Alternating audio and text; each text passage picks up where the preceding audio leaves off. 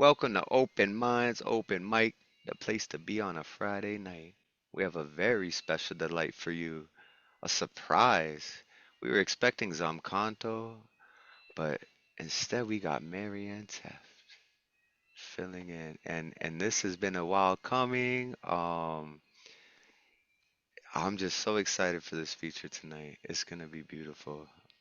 So yeah, I look forward to a wonderful show. I love seeing all these beautiful faces here too. I'm gonna start us off with a new piece that will hopefully get Catalyst's dad into poetry a bit, or something that he can like. Cause I'm a fisherman too. So, but it's called a cat or cast away. Right? With a quick flick of my wrist, I'm a bit closer to bliss. Sunbeams kiss my face. Fun dreams of this place. The streams whispering secrets on the breeze, putting my mind at ease. Then I feel a tension, relentless revelry of a creature in retention. Delicately I set my hook with intention, a little shook, senses tuned, heart rate increasing, intriguing my mind. What will I find at the end of this line? Perhaps a golden fish made of pure light, maps to a beholden wish laid out of sight. Either way, I'm all in. Even if it's just a bottle of sin mixed in with gin, I sit and listen. Whatever this water brings, knowledge from higher beings, past lives I've been in, could have could be the ground, a rock, or a bit of deadfall drifting, should be the sound of a talk or an unsaid call uplifting. Twisting my wrist, insisting that this tug of war comes to a swifter end, existing in bliss. Existing in abyss, predicting that his hug no more sums up a winter's blend of half-burned cigars in the den, blood stains on his hand, or laughter that turns 6 scars into 10. Mud chains on these lands keep me in place. Blood ran in these hands, it chased the demons away. Finally, the struggle over water and air is over. Silently, the jungle slaughtered a nightmare in full disclosure.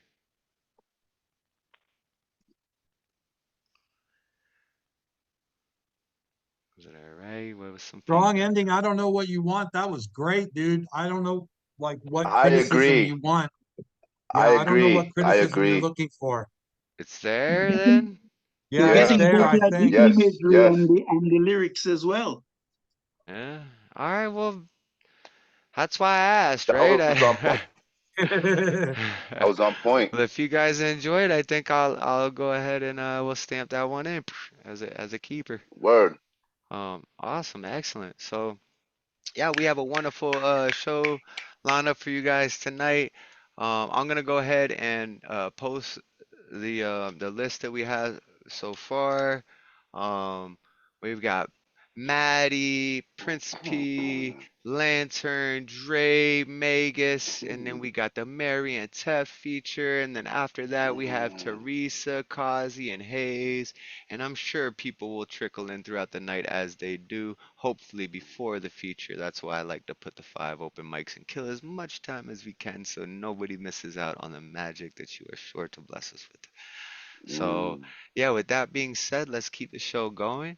Coming up next, we've got your favorite baby, Maddie, aka Madeline, Mm. aka No, Mm. Mad in the Mind. You make me mad sometimes because your rhymes and dope schemes and word structures are beyond anything that I could think or write down myself.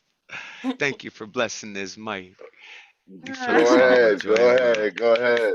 Aw, thanks. That was very sweet. I am reading 2 poems by Anis Mojgani. Here's the first one. She told me she didn't want to be married anymore while we ate pizza at the pizza place on Chavez. I had been waiting all summer to take her to. It wasn't really a surprise. The past year had been some strange universe devoted to making me small enough to dissolve, but still it hurt. Afterwards, we went home and cried a lot and laughed some and ate chocolate ice cream on the couch, and then she went somewhere else. There is more to this story, but not here. I went to 2 movies today. At the second one, I ate a watermelon salad. While watching dirty men move through a moving train, my teeth felt so soft, and the inside of me was passing through a long tunnel. I started writing this poem while still in the tunnel. It is light outside, but I am in the tunnel. There is a ballet happening without dancers, only music and everyone watching an empty spotlight. Everything is a house that birds fly into to die. Inside the forest, inside of me, is a house with a man inside of it. There are other houses throughout the forest which once housed neighbors, neighboring the home of the man, but they have all moved away and the man is surrounded by all these empty houses. One day a woman moves into one. She just shows up. She sends a bird from her window to his, carrying a river stone in its feet. He sends the bird back with a polished acorn. They send gifts back and forth until one day she comes over to introduce herself. They talk and laugh. She goes back to the house she stays in. A day or 2 later, she comes back, and again a day or 2 after that. Soon they are together every day. Soon they sing together and cook together and walk through the woods together. Soon she stops going home to her house. They sleep in the same bed. He paints pictures of her where she has red hair because he has red paint, and she sits still with a smile like she is watching a secret form before her. She undresses and he moves the wet brush across her back. She sits quietly reading on his couch, holding her ankle in her right hand and then holding her right hand around his left. Soon it is her couch too. She has trouble falling asleep. She kicks her legs restlessly. He has trouble staying asleep, waking up, gasping for air. Their arms find each other. The owls circle silently, and then one day she's gone. And then once more, it is just the man in the middle of this forest of abandoned houses. He sits with a stack of firewood and matches, wondering which houses are worth burning to the ground, wondering if any of them are, and if so, if his house should burn too. Poem. I got one more, if you're down. Yeah, I'm definitely down. And you said that was from who now? Is that the girl you was you're talking That about? is Anis Mojgani Is from that the book called, here, it's In the Pockets of Small Gods. Oh, I love the art is so cool on that. I love it. It reminds me of I love it. Something good, right? All right, I got one more. All that surfaced were your feet, spread 7 months apart, both floating in tennis shoes in different pieces of the lake. Even now, 10 years gone and more with you out, I still stumble online for a lost report to find more news, hope some piece of you in some part of a yard undug will unearth. And just the other week, I even began to hope again, like I once did for those 2 years after you had gone, but before you were found. When I would imagine you arriving out of the lost world and into the hearth of my arms and wondered, would it be less crazy maybe than you going gone with no farewell eyes to this place, the crossings fair upon just a letter under your parents' neighbor's door slipped before slipping your open mouth under the watery door on your own? Or closer to crazy to believe that still I might hear a knock upon my house and open it still to a man with 2 feet gone, so desperate to die and yet not die that he could fling pieces of his own body far into a lake and still show up at my home 11 years later and still with teeth I would know in a snowstorm, know even were I blind still. What more? Who more crazy? Once I lost my brother, and it seems sometimes still I am still losing my brother still every week, every hour again. And Lord, your sunlight is so blinding today. Everything unseen in me, nobody knows and nobody can see it. How do I possibly speak to any of it? To wanting to sink and letting the grass replace my heart, and my muscles replaced by the chewing of pigs, my body taken by a breeze caressing the space it once contained. To the persimmon not being too bitter but without taste, to the branches not without wind but without the sound that comes when it kisses them, to a day not without light But so much, and I am left to wonder, where is the shade to hold me? Where the dark that gives me grace? To the bees in my body, making no sound but stinging nonetheless, to holding my heart under the faucet and under the faucet and under the faucet until I don't know if I am seeking to clean or to drown, to walking alone, to biking alone, to dinner alone, taken outside quietly, to the leaves falling towards my food and clinging to my shoulder as if they are trying to say something to me, to the coming towards, the distance bridged, the drawing near, to the arrival of the gentle things that approached my doorbell at dusk, brows bare, velvet hands, hat in hand, fingers stroking the brim nervously, for gentle things are often nervous when stepping towards animals in pain and then waiting to me, then letting them in, so that at least for a spell, little or large, they can stand beside me, my arms hanging straight and useless at my side, until I'm ready to touch their soft limbs and to let them touch mine in return, and to believe mine are soft enough to deserve this. Home. Wow, everybody unmute yourselves and give it up for Maddie for those beautiful poems.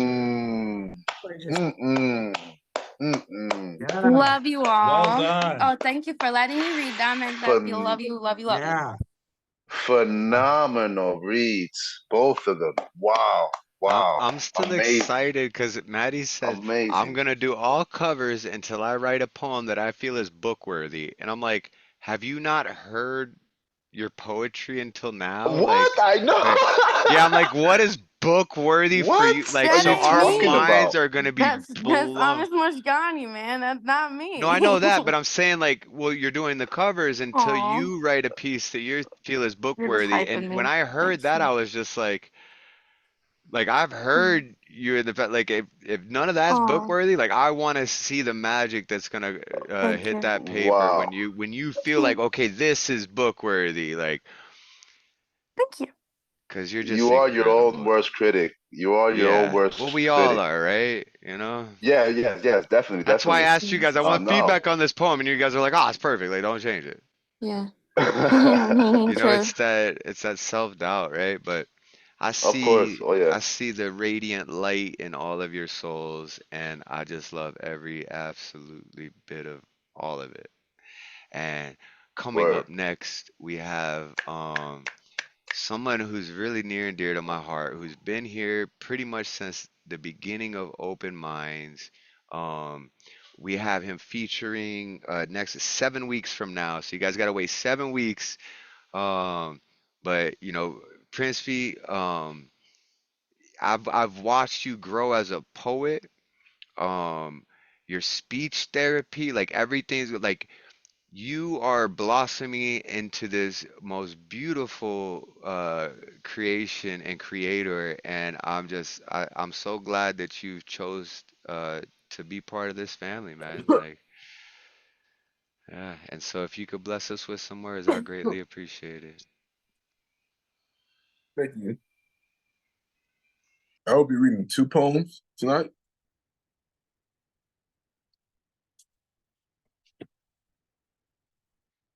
Burning lights under the eyes of a young man. Fire blooming never was there.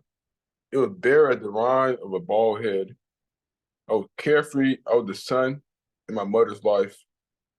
Watching Power Rangers on the TV set. Happy Meal filtered out the timeline of my youth. Everything was everything was analog. Memories written like a blog. Silhouetted souls from my past. They were in the framework of my mind. Straight line. No missing pieces. This lost loved ones who glide in the cosmos. The ones that love me. Teachers I can't forget, filled with wit. On the last day of 5th grade, I bawled my eyes out. That's the first poem. Dear me, how have you been lately? I hope you know everything you are is everything you is. Don't let your flaws be your downfall. Not everyone is going to like you. Even in the after days of your creative light, you can't enlighten the frightened, the depressed living with stress, starving hearts. Don't worry if love comes. Just love your uniqueness. Don't let the detractors around you control you like puppets on a string. You're a devil and an angel. Play your cards like shuffle decks. Those scars on your heart may hurt, but don't let an emotional wound drown you. Even though you learned almost everything on your own, don't be mad at the result. That's all I wrote so far. Yo, that piece is pull your cards from shuffled decks. He said, don't let your Principe. Whoo, everybody unmute yourselves and give it up for Principe Guity Yep, Jr. that was amazing. Yeah, Principe, yeah. Thank you. Good word. I'm excited for that feature. We got 7 weeks we gotta wait. Oh, 7 weeks from now. It's gonna be good. It's gonna be good. It's gonna be magical. Um, Coming up next, we've got my spiritual advisor, my guru, the guy to tell me every once, hey, love has to be tough, right? Um, if you if you wouldn't mind, I know we've all missed your beautiful smile and your face, and if you wouldn't mind, before you read your poems, it's a small group. We have a few minutes here. If you could just give us the highlights of your retreat you just went on. Any fond memories you made, or Yeah, lots of fun memories. The retreat took two parts. I love the silence, but that was one part of it. The silence, we have a beautiful temple. It's all marble and it's very, very secret. No one speaks in there. A gong goes off every half an hour and you can leave or go to the bathroom and come back if you choose, but no one speaks. It's all silent. It's very, very secret. It's not like, an Indian temple where, tourists are chatting and taking camera pictures and nothing like that. It's all sacred. You sit like with 165 people and everyone is just meditating. It's very, very powerful vibration. But we have a functional aspect of in which we hold in a gym, which is very well like a gym, a large hall, and we have singing and plays and skits and jokes and magic and lots of food and camaraderie.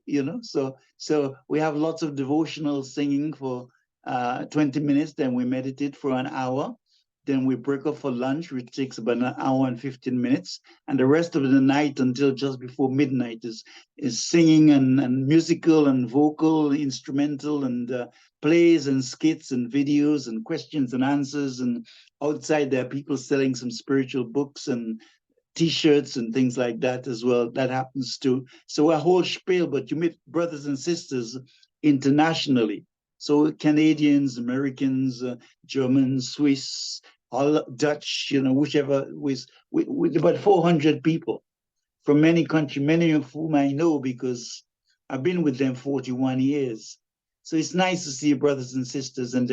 But the silence was my big deal, like 6, 7 hours a day, for 4 days, and I came back totally blissed out, man. Yeah. sounds That sounds amazing. amazing. Yeah. And I want to thank you again because this adventure me and Catalyst set on.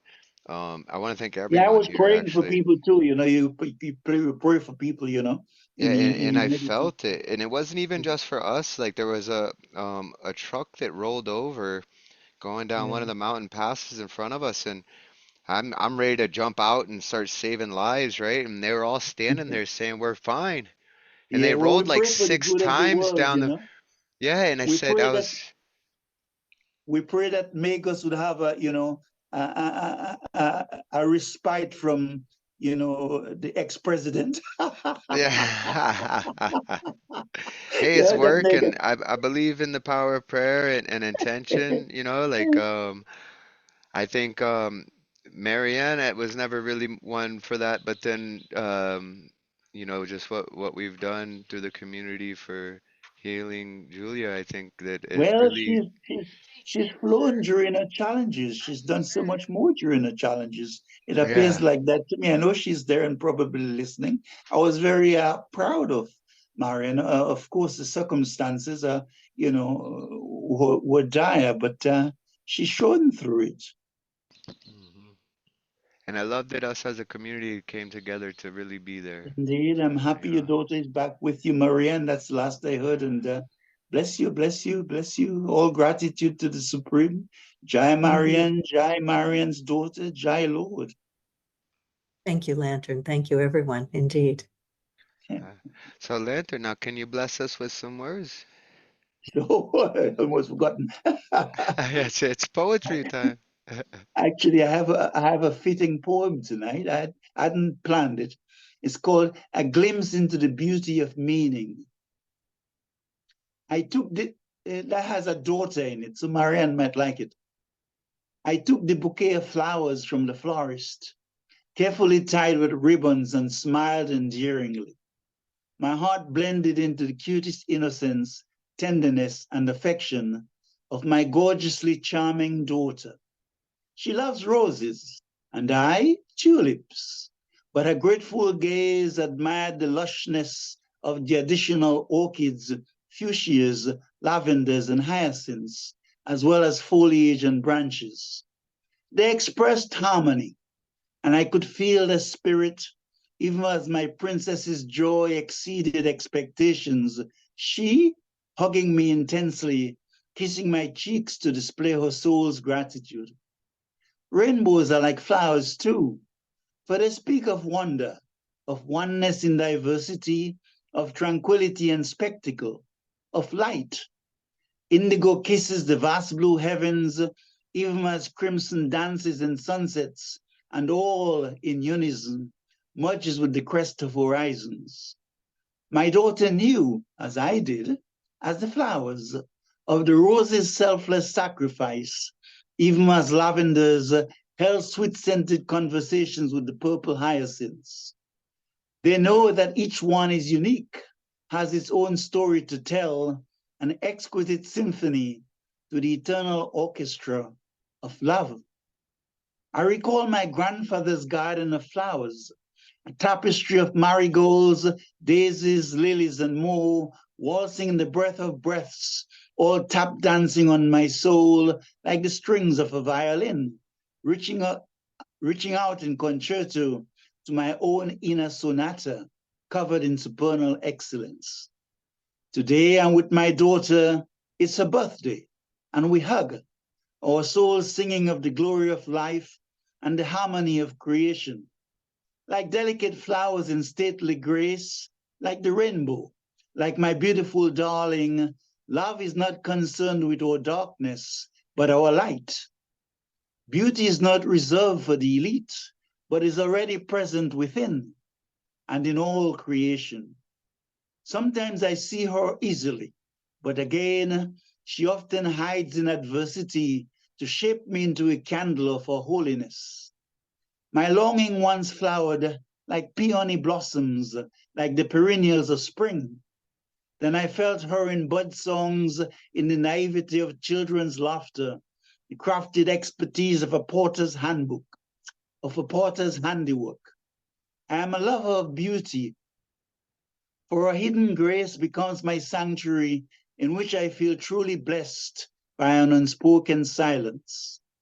Battling through strife, one day I was transformed like a stargaze unfurling magnolia. It was then I realized my grasping, my attachments were all necessary for growth.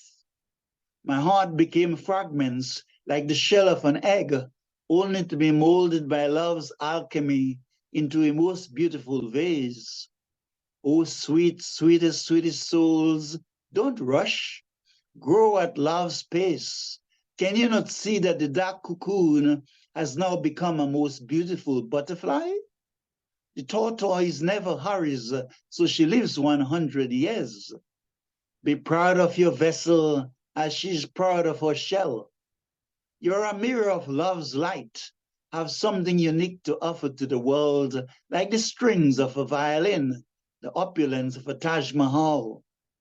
Never forget the ants, bees, and fireflies, for to the pollen the bee means life, even as to the child, fireflies are an enchanting wonder. You are more majestic than peacocks, in essence a pinnacle of natural beauty, your inner plumage more resplendent than 1,000 phoenixes. Look at the gracefulness and elegance of swans. See how they move with the spectacle of a ballerina's poise and deftness. Yet they too, like marigolds, remains unworthy of the sanctity of your soul. Always see hope in the darkness and brave the storms of life. Bitter medicine may make the body uncomfortable, but ultimately cures the ailment. Sometimes one sees only an abyss, but to remain there can be an affront to the love that bore us all. If in the face of trials I still walk along the river of life, the light will surely guide me home. One must be as patient as another who bides his time to confront the enemy. For some vices lurk in secret places, requiring courage to subdue. I am a warrior of love, filled with pride divine, as she gives me beauty to offer to the universe. I am a most bewildering light, temporarily lost in a slumber of illusions necessary to evolve. Oh, love, do trigger my wakefulness. Take me to the timeless silence of my original home. Hunt and carry it. Thank you. Everybody, do me a favor. Unmute yourself and give this man all the love and respect that he deserves and Wow. emanates. Wow. Lantern Carrier does it again. Wow. For Brilliant. real. For real. Depth, You just, every time I beauty. think I can't hear any more eloquence, you just become more eloquent. Like, wow. The beauty in your words is just amazing. And I Amazing. love that upper inflection on some of the words, right? That really like bring out that joy and curiosity and that childhood wonder and it's like, oh, it lends such a great piece to your performance. And I love you as a being. I'm so glad that I'm able to share this earth with you. At the same time, I'm so glad that we've met up here in this space. Yeah, we just absolutely love you. Thank you so much. Thank Do you you. have Thank another you. small piece to you? Oh, you want me to? No, okay, sure. I'll do Yeah, a we would nature piece. absolutely love. We have a pretty small room tonight. We have time. I'll do a short nature piece, which is quite liked, I think, by many, because we enter in spring. I did see it. I didn't. I'll bring it out in a second. I'll do the magnificent plateau. Splashes of undulating white makes the ravine looks even more beautiful. We've seen these scenes before. Surges of aquamarine ripples beneath a canopy of blue sky and scattered clouds. You hold my gaze, a nature lover, watching the stream seeping through the magnificent cobbled stones on either side of the stunning canyon. The verdant hue of the foliage stands regal, enclosed by glorious gray rock walls, plus an sometimes amphitheater of magical cliffs dominating the lushness of this plateau. The harps of minstrels calls to me, my beloved whispering melodies to hearts, blending together as one in this breathtaking pinnacle moment of being.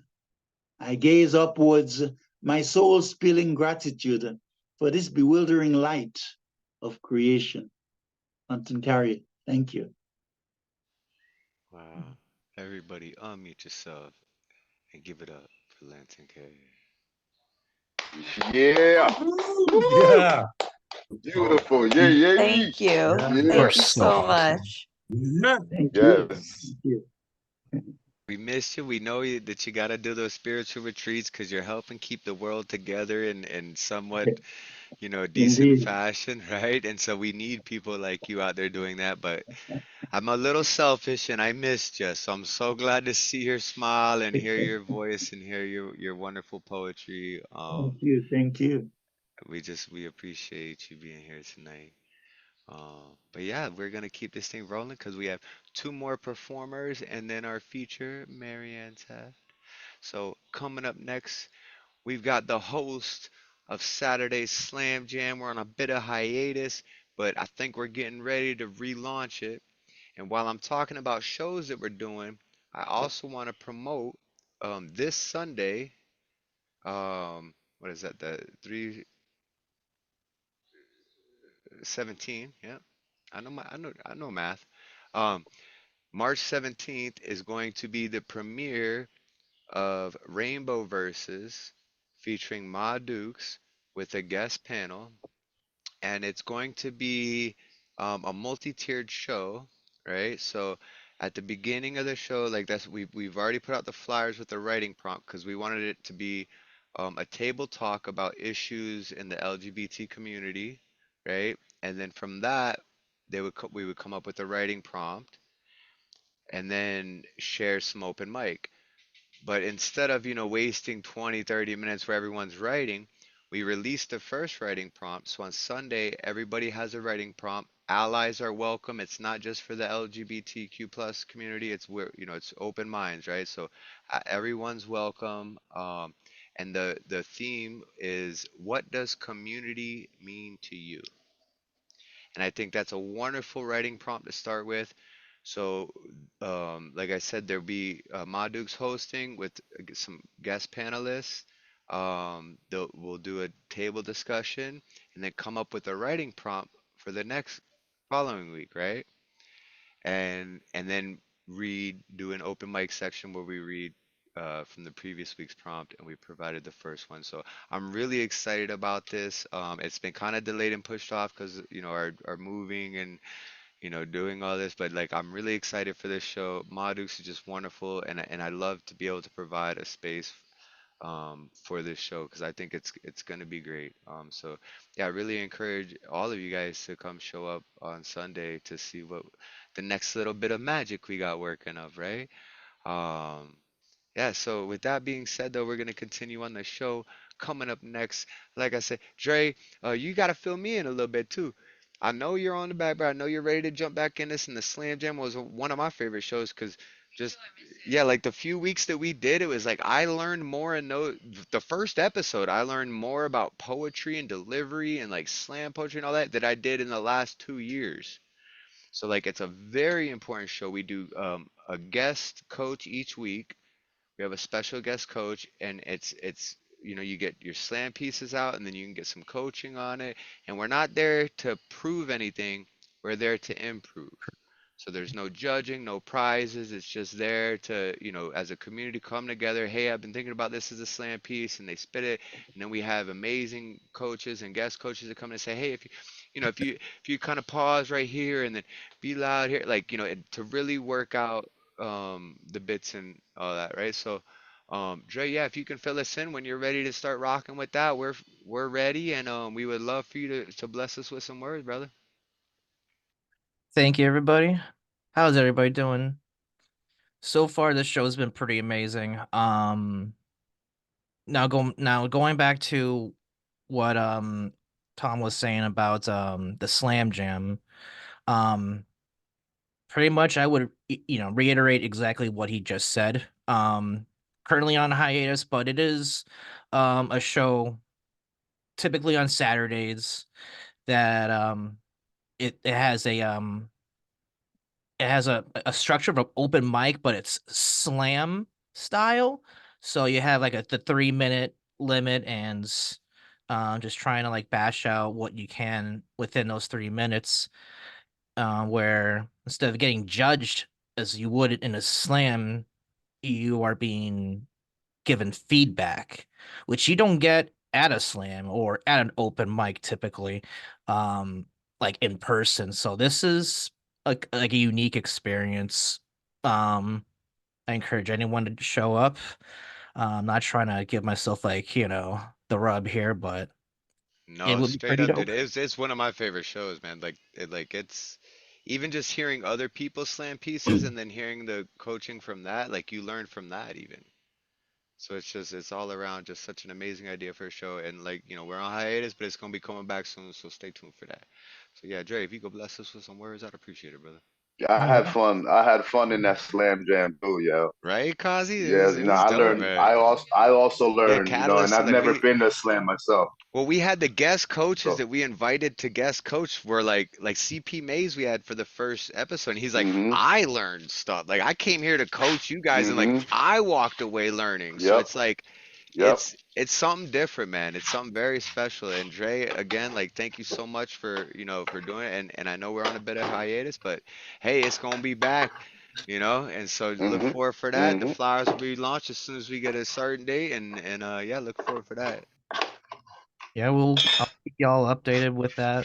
Once I get a better idea as to what my my my job status is.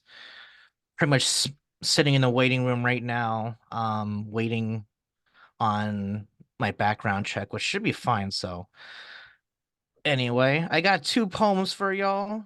Um, they're both kind of like opposite ends of the spectrum almost, um, but these are both two poems I haven't done here before. Um, so this first one, I got inspired watching like I don't know, like an hour or so of Randy Savage promos and then like applying that to a very different way out there scenario. So let me indulge you with this one.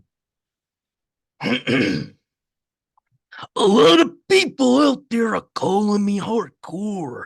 A lot of people out there are calling me cold and calloused. A lot of people thinking I'm living on the edge, yeah. That I'm insane in the membrane. That I'm a time bomb and I could go ballistic at any second. And all those things could be true, yeah. But it doesn't ignore the fact that I'm here in Viridian City for one reason and one reason only. Yeah. I want to be the very best like no one ever was. Yeah. To catch them is my real test and to train them is my cause. Dig it. History beckons the Macho Man Randy Savage in the Pokemon universe. I'm walking a fine line between life and immortality, or perhaps sanity and insanity. Yeah, perhaps the macho madness has consumed me, but soon enough, the Kanto region will feel my poly wrath. Yeah, I'm gonna do the thing in the ring with Needle King. Yeah, I'm gonna bite you with my right chew. I'm gonna get you sucked in with my muck. I'm gonna eradicate you with my eradicate. And you will fear the might of my dragon knight. Yeah. You have more of a chance of crawling through the eye of a sewing needle than you and your Pokemon do at being able to handle the madness. Yeah. And this message goes out to every gym leader in the land. You've been put on notice because, comparatively speaking, your Pokemon are nothing but grains of sand in the Sahara Desert. And my Pokemon are the entire desert, yeah! Many grains of sand have been fallen by the hands of my mega powers, yeah. My Pokemon are the lords and masters of the universe, and there's nothing that's going to keep us down for long, yeah, because we are the cream of the crop. And we will rise to the top in any battle. No promises, just guarantees. Oh, yeah. Yeah. So there's that piece. Oh yeah. Now, to switch gears a bit, there's this poem here. It's a bit of a new piece that I've been working on throughout the week. Um, I guess the poetry will speak for itself. So here we go. Let's delve into it. 23 years can be a lifetime for some, and damn, it definitely feels like a lifetime ago. 23 years of joy, sadness, and everything in between. 23 years of curiosity of your well-being. 23 years of being without the one who introduced me to empathy. Over time, you've become a core memory of mine. You were the only one who saw me for who I was instead of some definition of an atrocity exhibition, a freak show for other kids to laugh at yet push away. As the sands of time continued to trickle through these fingers of mine, the more I missed you. However, I didn't know how much I truly missed you until we embraced outside a gas station, a random chance of happenstance. My mind's like an overwhelmed computer glitched out in glee at the sight of you standing in front of me after 23 years. And I don't want to go another 23 without you. We owe it to ourselves to cherish whatever time we have left in this big old fishbowl. With that said, let's be the color red in this world of black and white and paint a future that is open wide, making the best of every day and every night, losing sight of the frights and fears, the sleepless nights and tears, and pushing forward furiously with fiery veracity, trailblazing through the minefield maze we call society, knowing and embracing who we are unconditionally. Now let's look into the face of fear and say, Mr. Fear, you are a liar. Then compile our fears into a pile, together igniting the funeral pyre, taking pleasure, incinerating our fears in the fire, then watching our souls finally getting a chance to know what it's like to dance together to the radio while synchronizing love to the beat of the show. Our energies creating such a radiant glow that beautifies the world around us wherever we go. So, let's go make up for some lost time. We have all the time in the world now to create something special together. End poem. Thank y'all. Yo, unmute yourselves and give it up for Dre Beautiful, Reyes. beautiful, Well, beautiful, yo. Let's Yo, go. and Yeah, nice. That was so Joy good. Division shout out. yo, Yeah, Uh, yo, atrocity exhibition. you officially have the best Macho Man Randy Savage impersonation ever that I've ever heard. No one does it. No one's ever done it like you do that I've heard. Yeah. Many have Oh tried, yeah. but Yeah, you many a are, time he does. yo, you are on I was point ready with for that. him to snap into a Slim Jim as he did it, man. It would have been the full deal. I'd have been like, "What? I thought we had Dre here. We got Macho Man instead. Okay, let's do this." Like, That'd be dope. That means he'd still be alive. right? Yeah, yeah. One of the greatest, man. I haven't watched Hold it up. wrestling much growing up, but there was a few of them that kind of stuck, because it was that era, right? And Randy Savage was definitely Go. such a showman and Oh yeah. an Yeah. artist in his own right, for sure. All right, so we have one more performer before our feature. I've known this man pretty much since I started Open Minds, and he's became a very good brother to me and to my wife, and so much so that we've given him a Monday night platform. I'm sure all of you guys are aware of it. Chaos Magic, Monday nights.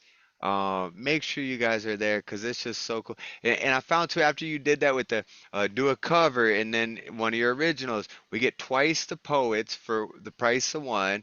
And I noticed on Friday nights, people would start coming with the cover and the thing. So, like, your idea has now bled into other spaces, like, and so it was such a beautiful idea, and it really shows that not only the words hold up, but the performers hold up, and to hear somebody else's words come through another performer, like like hearing like CP do a Maddie cover, or like that Elemental and CP Mays doing your poem, like they took it to a whole, they were like had the lines of thing and the back and forth. It was just like insane, man. So I want to personally thank you for being part of our family and for doing what you do.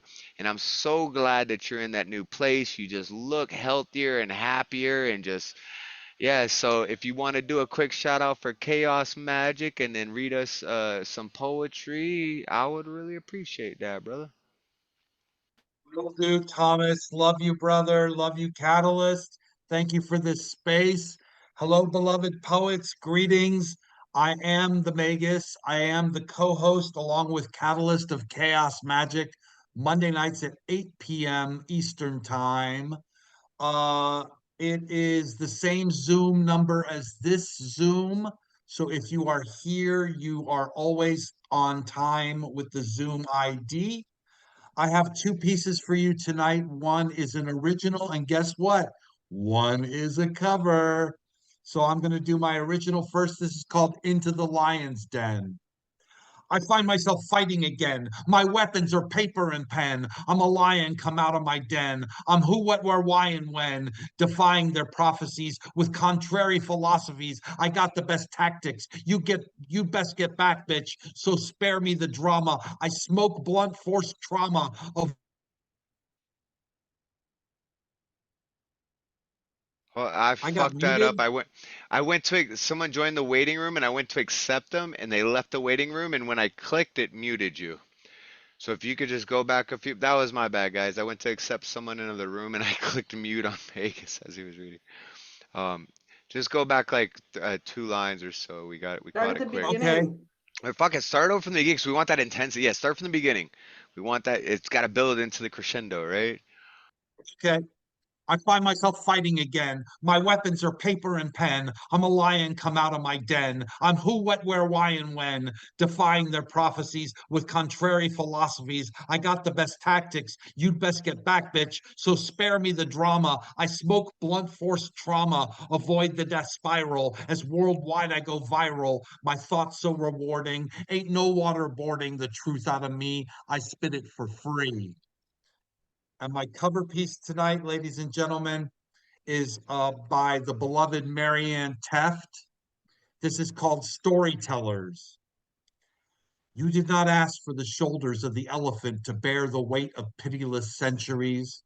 You did not seek to rise above the plains like the giraffe that knows what only clouds may know. You did not consent to the hide of the sequoia to withstand stinging salt, cringing heat, torments of insects, and unbridled fire. You did not beg for the heart of the lion to lead where none will follow. You did not petition for a throat to open as wide as the pouch of a pelican, nor a voice to ring from it more crisply than 1,000 copper bells. You did not invite the hands that hold the pen that cannot back down from the righteous rhyme. You are every ancient curse, and by them we are blessed. Thank you. Thank you, Marianne, for letting me read your poem. Cheers, everyone. Love you all. Everybody, unmute yourself and Ooh. get up for the Magus Gustav Salas. Oh, wow. Yes, yes, yes. Vegas. Beautiful Thank you so cover. much. Whoa, whoa, whoa. Beautiful cover. And that first one, I smoke blunt force trauma. I love that line, yo. That's great. That was dope, yo. That's great. Word. Mm. All right, so coming up next, we have our feature guest. We had a feature lined up a while back, and life just happens, right? And then we had a feature lined up for tonight, and life happened again. And so now here you are. Uh, I, if you did send me a bio, I lost it, so I just pulled up a little something. I'm gonna freestyle the rest. I hope I do justice to you here. So, um, Marianne Tefft. I lost it now. Hold on, I clicked the wrong button. Marianne Tefft is a poet, a lyricist, one with a beautiful smile. You could see it from miles away. She's a children's author, teacher, and a voiceover reader in Saint Martin. Her work appears in print and online anthologies worldwide. She's found on open mics such as this one. She reads her work aloud at Marianne Tefft on YouTube. So I will copy this link too to post out. And if you do, I will post your Instagram too. Everybody, do me a favor real quick. Unmute yourselves and just show all the love you have for Marianne Tefft. You, Mary? Yeah. Marianne! Yes. Thank you. Marianne! Woo! Finally. Yes! Thank you. Yes. Thank you. Yes! Thank Long you. Thank you. overdue. Thank you so much, friends. I really, really appreciate it. It's great to be with you tonight, Thomas and Catalyst. Thank you so much for the opportunity, the original invitation, and what a pleasure to be able to pinch hit tonight for our great good friend Somkonto, who could not be with us.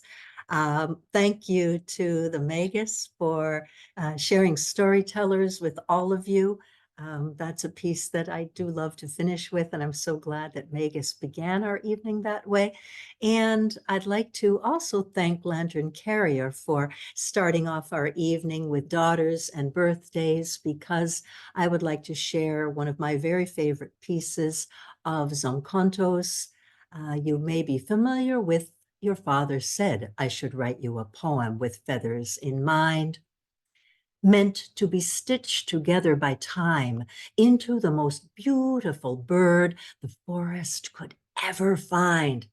And the wonderful thing is, you get to choose whatever color this bird might be. Take your time, because this world loves to choose colors for Black girls, right down to the favorite dress, as if someone chose to second guess if they need to be blessed, not knowing the ends of their souls are rainbows, and heaven still uses those ends as ribbons to tie presents for the most well-behaved of angels. Amani. Amani in Arabic means wish. Amani in Swahili means peace. So I will wish you peace. As parents, we always hope our children do not learn too young why they need peace. But even then, I pray, if the world ever made you search for peace of mind, you remember to think only of your name, and your mind will recognize its echo and remain calm. Be peaceful. Your father said I should write a poem made of diamond-crusted wings, and to tell you the worst you can do is make eagles blind when you take to the sky, but that you do not be afraid to fly, because this poem was written with feathers in mind, meant to be stitched together into this most beautiful bird that the forest could ever find. And the wonderful thing is, you get to choose its morning song. Take your time, because this world loves to choose songs for Black girls, as if their ears cannot make out for themselves the ebony skin of melody, as if they haven't been the fortune tellers of the greatest dances to ever trap the human body and spirit. I say, create your own music, Amani. Find your dance floor and own it. Become the lyrics to the song of your own destiny, Amani. Your name means wish in Arabic and peace in Swahili. As you blow out your 9 candles today, I wish your greatest wish the light of day. May your dreams find the peace of mind to come true.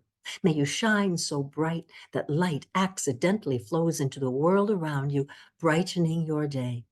Happy birthday. I wanted to begin not only with that piece to honor our great good friend, but because, as many of you know, perhaps all of you know, my own daughter Julia was reborn on February 2nd, 2024. And I'd like to share a few poems of Julia with you tonight to begin. Before you I do have that, can I just say one thing? Thank you for filling in for Zamkanto, and precious mine. thank you for starting with that piece in particular, because that is one of my favorite pieces for him. And the relevancy of it all now is just amazing. So yeah, I want to just send you a bunch of love and my gratitude for that. And yeah, if you could share some of the poetry, I appreciate it. Of course, with pleasure. And I'm glad you enjoyed that so much, Thomas. That's a great favorite of mine, that particular piece. I have had three, well, now four, premonition dreams of my daughter. The first was the night I dreamed of dolphins. I knew you were coming the night I dreamed of dolphins. Walking with your father beneath moonlit veils of Spanish moss, so unlike the icy drapes that cascade from northern roofs, I had gazed with joy and awe so many years before as those sleek coursers sine curved up the broad river. That night, I stood on boulders, staring into a sea the color of pecans. From a depth where even my night mind knew no air breather could ascend, I watched a dolphin fly toward the surface. Mesmerized by that determined arrow, I stared as if into a hand mirror when the dolphin stood tall on his silver flukes, held me for an indelible instant in the full sunshine of his gentle smile, then bent his strong neck and kissed me on the cheek. Unpleating my body in one move, I sat up, sure like tropical dawn that bursts from dream to daylight, and I knew, as I have never known anything before or since, you were coming the night I dreamed of dolphins. Premonition dreams. All these years, I never told about the ghost. Not because she frightened me especially. I am a notoriously non-magical thinker, though I was taken aback by the petite blonde apparition, Dutch blue pinafore over white church blouse, staring back at me earnestly from the foot of my honeymoon bed, but because my only daughter would be born, a towhead with a soft vanilla crown and cerulean eyes like shadows in Canadian winter. With every happy birthday song, foreboding eased its frozen grip on my maternal heart as I offered a silent prayer of gratitude my long ago visitor was not the living proof that in my life I would have a very few premonition dreams. Synchronicity. I don't believe in it, but I know it's true. I always say when people ask me about Reiki or astrology or heaven, I even have my favorite archangel, Michael, because he's the big boss and his aegis is my favorite color, like the porch roofs in Gullah country, painted spirit blue to ward off evil. So when I awakened at 4 a.m. in a soaking sweat, call it mother-daughter telepathy or some kind of blessed synchronicity, that I was not the least surprised to learn she was calling my name 6,000 miles away, en route to a Dutch hospital. At the very hour my panicked ululations rang out across the cane fields and soft, narrow beaches of Marie-Galante, hours before the first ferry, because I knew something was terribly wrong with my only child. Birches. We planted those birches outside the gate the week you were born. They were beautiful in summer as we sat on the deck waiting for the vidalias to caramelize on the grill. We watched you climb atop your playhouse to leap from its pink roof into the silver shade of dusk. They were beautiful in autumn as you stood on the deck of the neighborhood Olympic pool, lips blue, mummy-wrapped in towels, waving goodbye to summer vacation.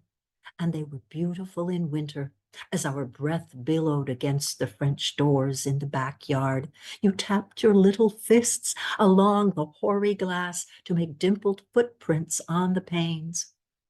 Those souvenirs are long gone, and your father too, but the birches are still beautiful in spring with their hopeful rosaries of green outside the gate of the house where you were born.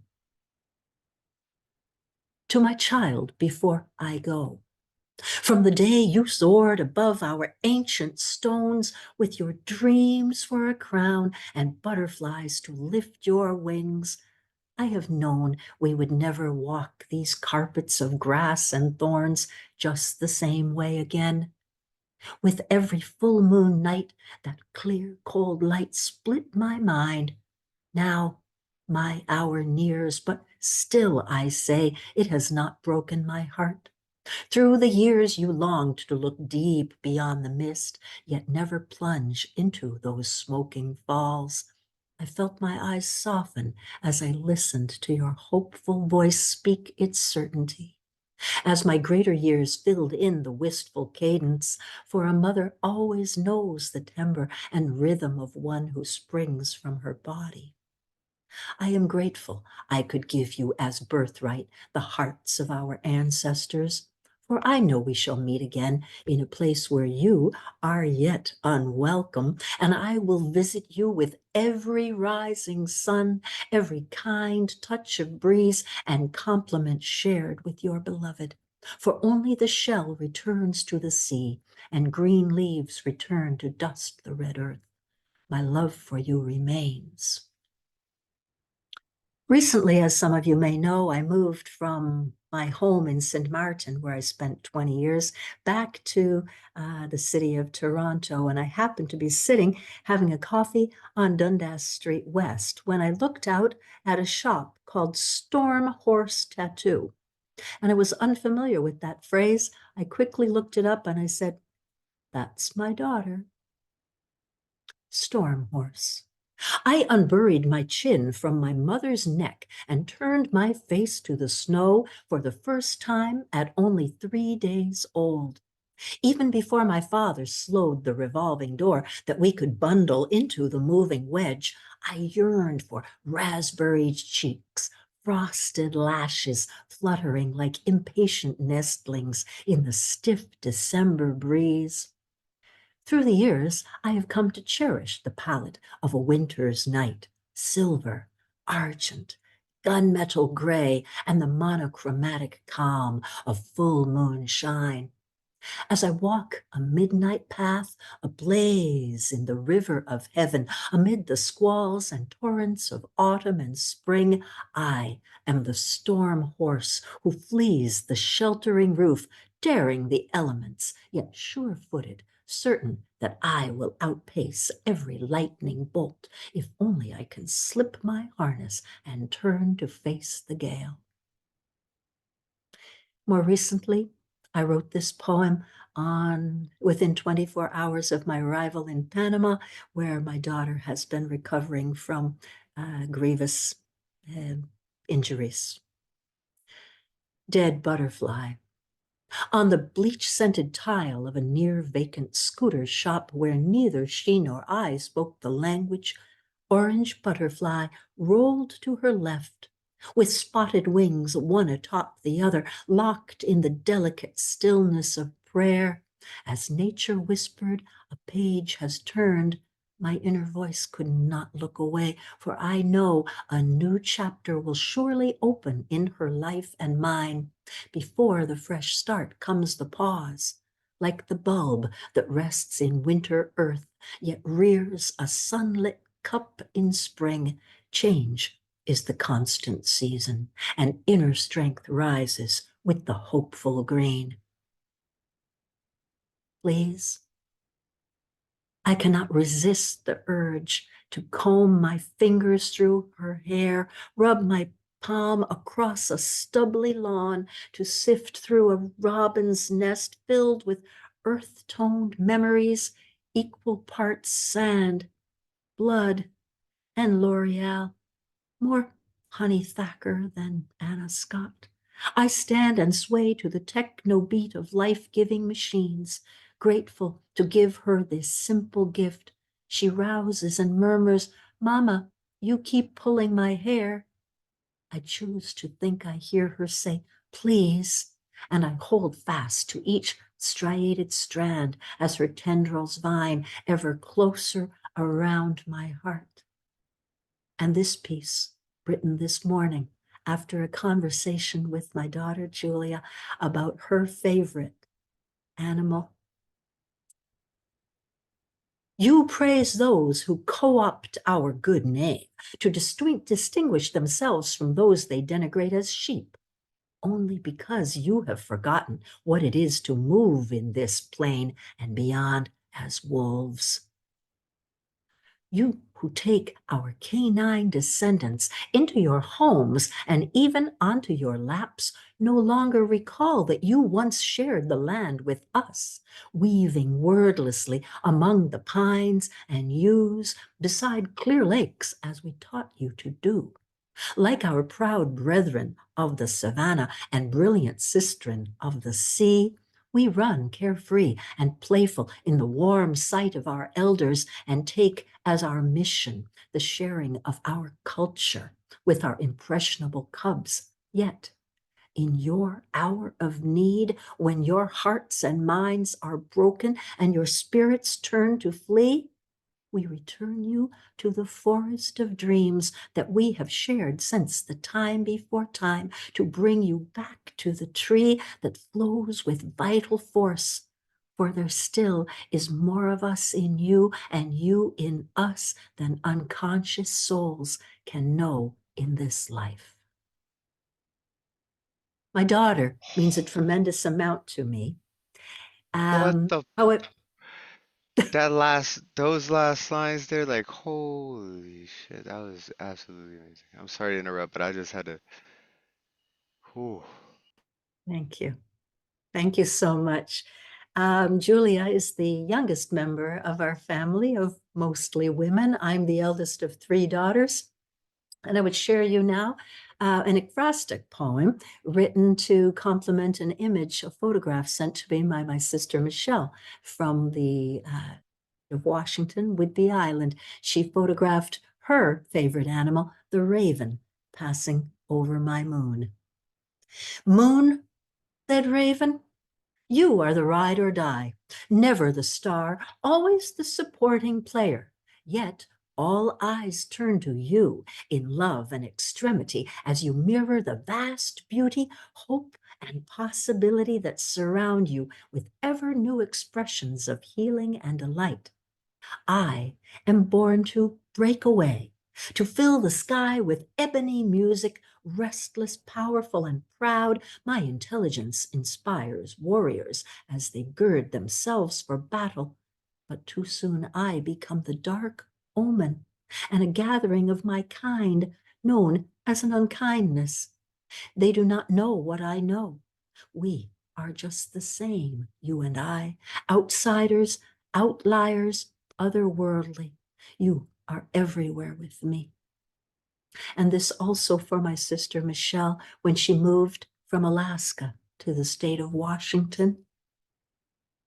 This is not the first time I look for them, the sandhill cranes, but it might be the last time I see their wise ochre crowns as I drive away from their summer abode and south to mine, a place I cannot yet call home, but I hope for the best, fulfillment of the promise their sighting brings.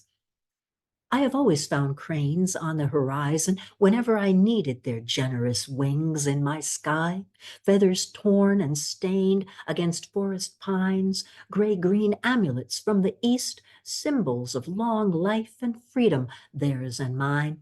With days behind the wheel ahead, I follow their vigilant example, like the legendary birds who held stones in their beaks to keep themselves from falling asleep on watch. Caffeinated straw between my lips, I admire the sky kings and queens that dance 2 by 2. Their voices rumble across Arctic ponds, and I pray their spirits follow me 2,000 miles. For I know I will stand on a raw winter beach and stare into the sea to find my sandhill cranes. I'm a Connecticut-born Yankee, and this poem is for my sister Margaret, Meg. Storm windows, In the days before Halloween, my sister and I would sneak into the barn looking for burlap feed bags to press into trick-or-treat service. We dared to dream it would be warm enough in New Hampshire on a late October night to wear a frothy princess gown and tiara that would not need hiding beneath a parka and toque, as we dodged heartbreakingly early snowflakes. But as we met Dad, stuttering from the tack room with summer-stored storm windows under his arms, winter-wise lips pressed together like sober logs in the fireplace, we knew we would go back to the house, rummage among old turtlenecks and sweaters to transform ourselves with safety pins and down-stuffed layers into seasonally clad dogs, bears, and lions, leaving our noble dreams in exchange for the tote bags for still another year. Threads.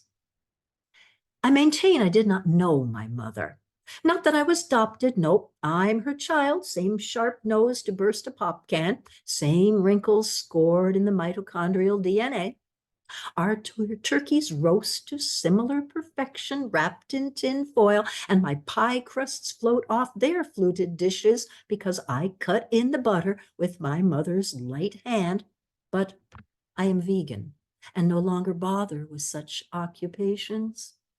Somehow it seems I lost the thread, watching my mother lick her fingers to target the lisle through the needle's eye, pulling the ends even to twist them around her forefinger and slide the twined threads between pointer and thumb to make a gorgon's head. I do not sew, but I tie a knot just the same way. Somehow I lost the thread of housekeeping too. Clean enough to eat off the floor interests me less than the solitude of my satellite office where they top my coffee with almond milk foamed just the way I like it, and I follow only the virtual threads that interest me. Yet I have shown almost everyone with whom I have ever slept the only dignified way to pack a duvet into a slip. Turn the case inside out, reach into the corners to grab the duvet's ears and quickly muffle them as you flip the whole thing right side out, just the way my mother did. I am not the one to pluck a spot of lint or tuck your tags back inside your shirt. That was my mother's too familiar way, even with strangers, but I bring home garments and cut out the labels, picking loose threads clean so they won't niggle my neck. And as a kid, I stood for hours in August heat, despising the straightening of hems before school each September. But I still have never worn a dress whose plaid did not match under the arms. Once upon a time, I declined to marry a man whose sister ironed her children's socks and underwear. I could neither relate nor become related to that, and that's where I think even my mother would have known to draw the line. For my mom and dad, don't be cruel. With 3 daughters under the age of 5 in July of 1956, and all that grime between the stove buttons that could only be dislodged with a Q-tip, my mom did not have a lot of time for cutting the braided rug until the screen door opened and Daddy walked in carrying a plastic disc in a paper sleeve like it might contain the nuclear codes. He told me, "Run, get my record player, that little pink suitcase I got last Christmas, and set it on the kitchen table." Carefully, he raised the lid of that magic music box, which I loved even more than my sister's with the slim ballerina who spun on point when she cranked the key, and clipped the adapter doohickey into the center of the 45, placed it on the rubber pad, checked the needle for any bit of dust, and carefully set the stylus on the margin. Like a preacher, Daddy spoke a single word to my mom, and she was ready for communion. You know what can be found sitting home all alone, If you can't come around, at least please telephone. Daddy took Mom's hand and spun her in a way that made me understand. Sometimes before my sisters and me, that bantamweight merchant marine and the gray-eyed good looker who poured cokes down at Augie and Ray's must have gone out on a Friday and come home carrying Mom's stilettos early on a Saturday morning because my dad was the best dancer in the world, especially with me crushing his arches while he popped his feet, holding me puppet-like by the hands as we toured the kitchen floor. I guess Don't Be Cruel is still my favorite Elvis tune, and I sure hope Wally and Amelia and the King are out there on cloud 9, rocking and rolling with all 2 minutes and 4 seconds of it somewhere tonight. Just this past Valentine's Day, I was told that my surname Tefft is an old Anglo-Saxon word that means the place where the house has stood. Strong house. Days when our backs are bowed beneath the weight of love. Across the months and miles, we celebrate the nights we lie together to share our dream, with hands to stroke knotted spines, warm palms to fair all burrs, and tongues we bite decisively where once they spun like the blades of planes prepared to flee. Stone by stone, sorrow by pleasure, by grief, by joy, we are building a strong house to shelter all the gold of our days. I am definitely a summer child, always have been. My parents called me a Florida girl when I was a kid. My paternal family lived in South Florida, and I had the pleasure of spending 22 years in the Dutch Caribbean. I'd like to tell you about the real wild Caribbean. 2 million tourists come to the friendly island each year for a taste of wild Caribbean life. But those of us at home on the rock called St. Martin have little time for dance till dawn, baccarat, and tequila shots, for we exist in a tropical war zone, locked in endless struggle with the real wild Caribbean. Last year, 7 rats met their demise in the garage under the weight of a pink kamikaze toolbox. 3 headless iguanas expired on the bedroom tile, glutinous and pulsating gifts from the dogs. 2 panicked sugar birds flew into the living room to knock down a pair of glass candlesticks. More than a dozen geckos and a blue-faced anole left their thin calling cards on the bathroom walls. Twice, the orange neighbor cat, Adam, had us night petrified and ready to call the police before he Sunday sauntered out of the pantry. And we wonder how long it will be before the double whammy Armageddon round, when the raccoons that fled the zoo during Hurricane Irma nest between the tin roof and the wooden ceiling, and the gluttonous vervet monkeys that skitter atop neighborhood walls decide our backyard papayas look good, and any mangoes we dare to leave on the kitchen counter look even better. The roots of trees. I do not know if the tamarinds and oaks guard their feelings beneath thickened skin, pockmarked by blights and storms, natural and unnatural. I cannot say with certainty if forest memories ebb and flow through their xylem and phloem, only to accumulate at last in emotional dendrochronology. But I want to believe I do, as the hillside elders do when I protect my heartwood. In times of distress, their longing roots plunge deeper, awash in emerald oxytocin that drives them even through rock toward the least they need to survive.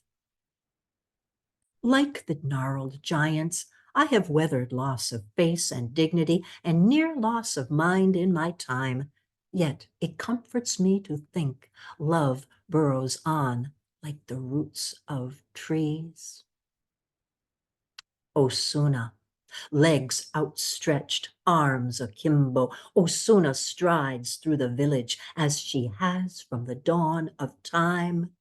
In the beginning place, when she hears the djembe drums, her heart beats with pride. She remembers the salt spray against her face. The ocean's tears could not quench her thirst, even as two strong arms bore her to the new world where she stands resilient, tall as the tamarind tree, provoked by centuries of storms, brighter than the moonlit night rising above the darkness of the land, and secret hearts. Moko Jumbi pours forth her guardian light. From the constellations that rise with you when your voice calls to me from your dream last night, I am your summer trio, your harp, your swan, your eagle, when you crave melodies that soar on midnight wings. I am your bright dolphin who rides eternal waves to soothe your mind with her indelible smile. I am your moonlit crab who sheds her own solitude to pierce the mighty shell that once held your heart. I am the constellations that delight your eyes when my voice replies to you from my sleepless night. And Thomas, as you have not yet seen the Pacific, is it true, love? You have never seen the ocean? You come from an ancient land, locked away from the sea, where the first hunters roamed in waist-high grass and climbed for days to the tops of cloud-wreathed mountains. Now you stand on the edge of a new land, birthed from ancient volcanic hips, cradled in the waves, where the first fishers dove through spindrift to forage plains of turtle grass. Is it true, love? You have never seen the ocean? Run beside her with languid steps, outracing footprints indelible, only for the time between the crests that endlessly erase the shore? Seen the sun caress the horizon, strewing rubies and diamonds that dissolve into the sea with a flash of phosphorescent green? Is it true, love? You have never seen the ocean, plunged beneath the waves to bathe in a timeless caress and leap through the surface, your smile effervescent as you raise your chin, your mighty locks fling prismatic water fans into the luminous moonset? Is it true, love? You have never seen the ocean? Here you will write windswept poems, breathing in the salty exhalations of our restless mother. By night, the stars will crown my hair, candelabrum around my head, shining on our table in the sand where we dine on each other. Long and lingering feast as Aldebaran and Rigel arc across the sky and the waves kiss our bare feet. Is it true, love? You have never seen the ocean?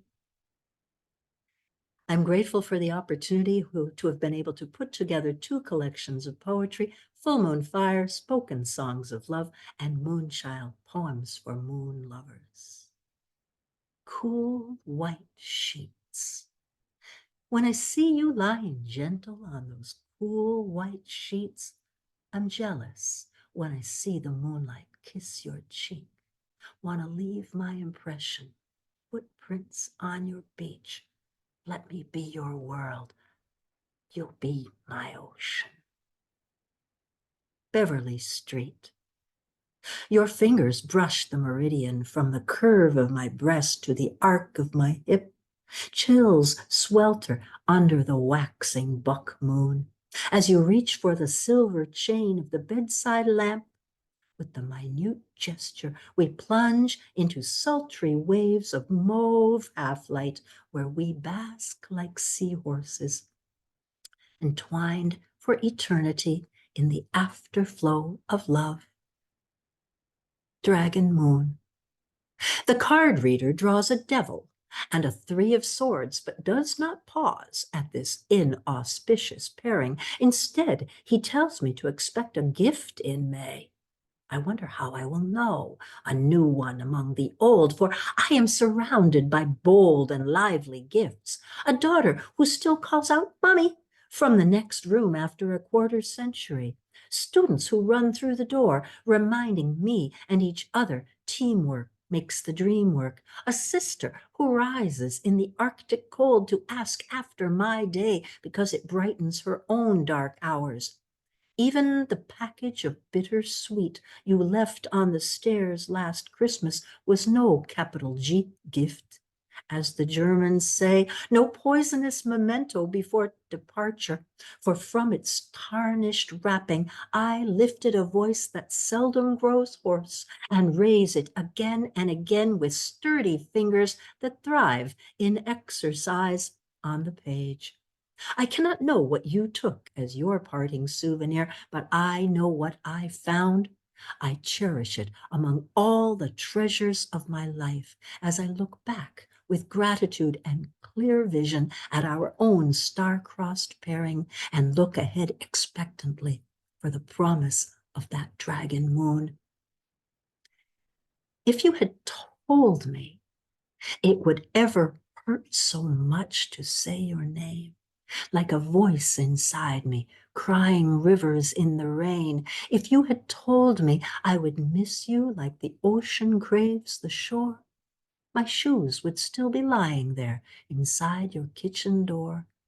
If you had told me I would ever have to stop and read the signs, standing at the crosswalk where I stood 1,000 times, if you had told me Friday night would drown the hurt, but Monday I'd be driving past that place you used to work. You know I've always been the kind who lives inside my head, works things out in my mind and feels them to the end. So when I took my keys to go, the hurting had been done, but then I realized our love was never really gone. If you had told me that you wanted me to speak straight from the heart, knowing that the silences were always tearing us apart, if you had told me that you needed me to read between your lines, your smile would still be shining from the pillow next to mine. If you had told me all the things I didn't know, if you had told me you never wanted me to go, if you had told me we could have found another way, if you had told me I'd still be loving you today. Now is the dawn of your long night. You stand on the edge of indigo water, jade green and tarnished with the skeletons of dreams that once scudded across its surface. You feel around inside your heart. You think you must be angry at the falling leaves for vanishing into the depths when you expected to admire them through every season. There is a part of you that yearns to plunge with them. Instead, you stand and silently count the seconds. For every living thing must be returned in time, even joy, even love. You will be sad for a time, and I cannot tell you if that time may be forever. But in the days and hours where your heart breaks open, time will not forget you, but it will forgive. You will look into the dark mirror to see your lips moving in a language you did not think you knew to speak or could recall. With every generous word, rich earth will find crevices in which to gather. One day you will have a garden in which to plant anew. You may decide to let that ground lie fallow, but you will know it is there, and the rising sun will warm it unbidden, for it is yours and ever shall be. Come with me to the river, where the shale steps break the current and our feet slide only a little. Together we will move like Walendas toward the gentle blanket of clover on the other side. As the waxing moon lights our path, we will turn over every leaf. We will look beneath every green tuft. I will help you seek the one you lost. It may be we find each other. Here, are my speckled hands, walnut constellations that tiptoe across an eggshell palette. Here are my windswept arms, feeble kites in a gathering breeze. Here is my golden hair, whose roots show my true colors. There is the inflexible ankle that will never again dare to rise to stiletto's rhythmic heights. And in that moment of weakness that I lament my experienced shell no longer meets him unblemished as my heart and dreams, here is my lover's kiss, oblivious to the years we did not share. Passacaglia. One in a million nights, still young but old enough to know better, interwoven like macrame and fresh streamlets that flee the deep snow for spring light. You ask me how I knew we would hold each other through time and space with bird soft hands that offer latitude yet remain ever in our orbit with the special gravity of lovers. I say, your hands whose geometry I know line by line, your hands that know me arc by arc. From that night we ran through the station in one of those rich cities where commuter hubs are filled with collaged mousse and deep-fried dough, sculptures larger than a human head. Your eyes met mine and you stopped. There, beside an incongruent upright piano, you smiled an impromptu invitation that I would pause on the stool beside you, our rolling bags quiet, listening to, as your hands touched the keys for the first time, my palm smooth against the denim of your thigh, the echoes of random footsteps in the hall fall silent, and I knew your music would become my leitmotif, your rhythm mine, for all the nights we are given. And ladies and gentlemen, we will soon be given Aries season, my rising sign. And I'll share finally with you full moon fire.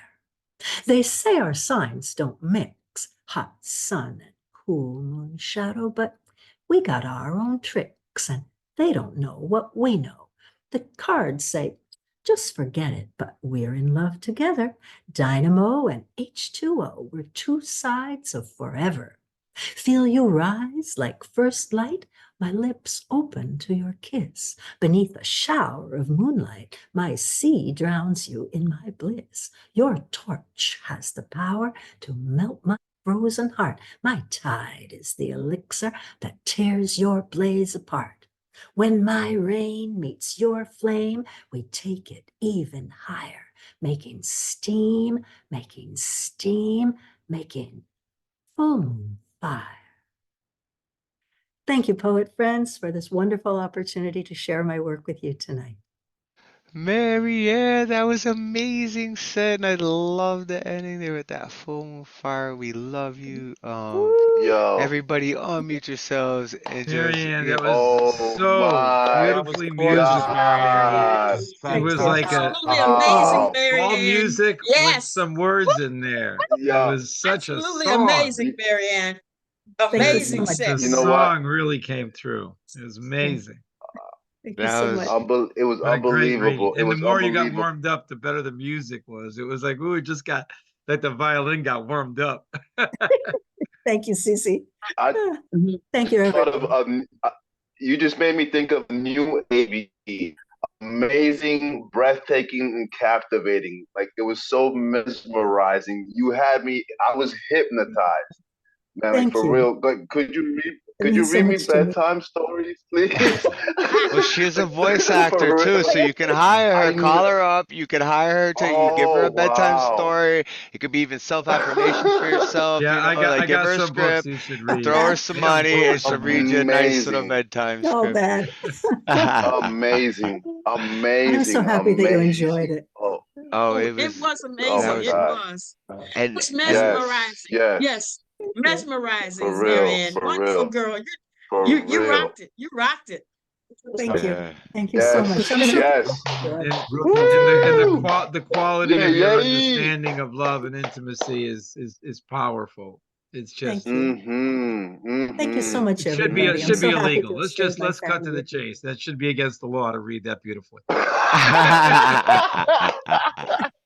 Well, it was I the second that motion. well, it was the choice, right? And the way and tonight was so kismet with, lanterns reading that piece, and then you starting off with that So daughter of your set, and fortunate. then you doing those, and like it just and everything works out for a reason. And this was I've been waiting for this night, weeks ago, right? Unfortunately, the universe Yes. has different plans for us, but so the fact that I think this was like almost a better feature than what would have happened if things would have worked out all nice and Oh, fancy. no. Like You must it was, say. this was Divine the, imperfection. Let it go. yeah, exactly, a divine Divine imperfection. imperfection, right? Wow. Straight up, like it was, Perfect. yeah, it was just beautiful, beautiful. Thank Um, you.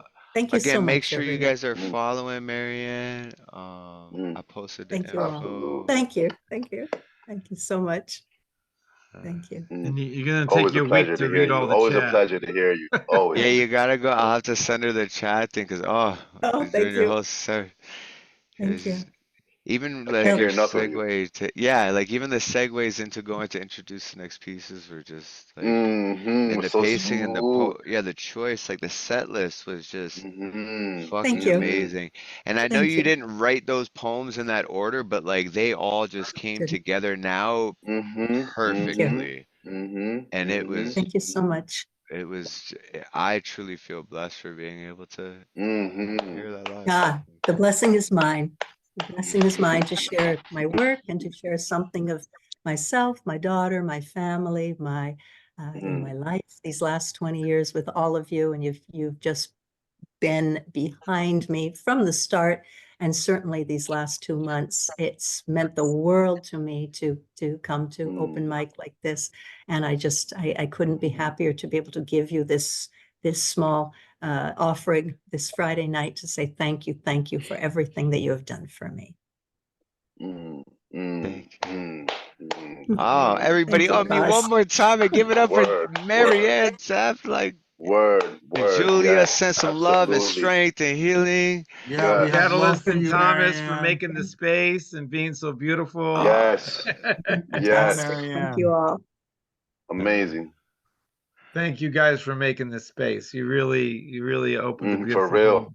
For real. Well, we also have another show that's going to be premiering this Sunday that I want to push again. Magus is going to be hosting it. We're going to have guest panelists. I think it's going to be Sophia, some other people from Hurricane, and I think there's names out, but we don't want to set it yet because she also knows some professors who study, this, and so we'll have like kind of a rotating guest panelist for the talks and stuff, and then a writing prompt from the week before, and then open mic. And I think it's just going to be amazing. Like any allies like that want to show up, it's not just all about them. It's what we can do for humankind, and to realize that we are all individuals, and you shouldn't be prejudiced against anybody for any reason. So this is, it's going to be a good show. Yeah, we're gonna keep things rolling. And coming up next, we have I heard one poem from this woman, and just out of the blue, she didn't even know me. I think we were at Witz's or something, and I heard one poem, and I like looked her up on Instagram. She didn't even post her Instagram. I like searched her on Instagram. I'm like, oh, that's her right there. Sent her a message. I was like, oh my God, like that poem was beautiful. I love you. That's all I said.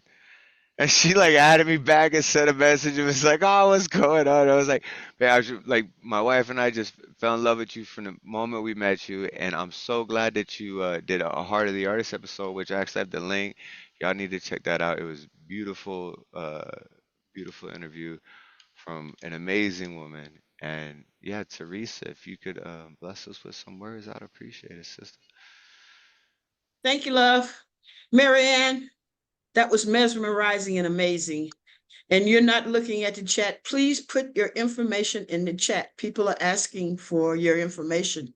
So put your information in the chat so they can find you. And also your book, where they can purchase your book and all that other stuff too, okay?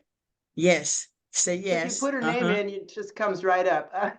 I just did that. I got a few I links know that I already, posted Brian. there People too. continuing to ask, so I thought I'd mention that.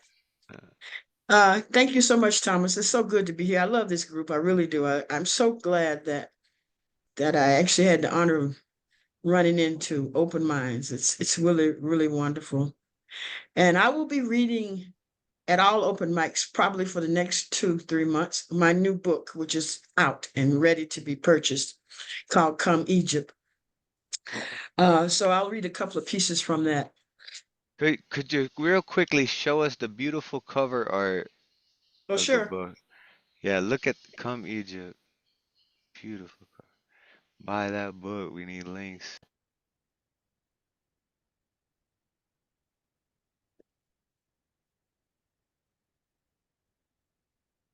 Key of Life.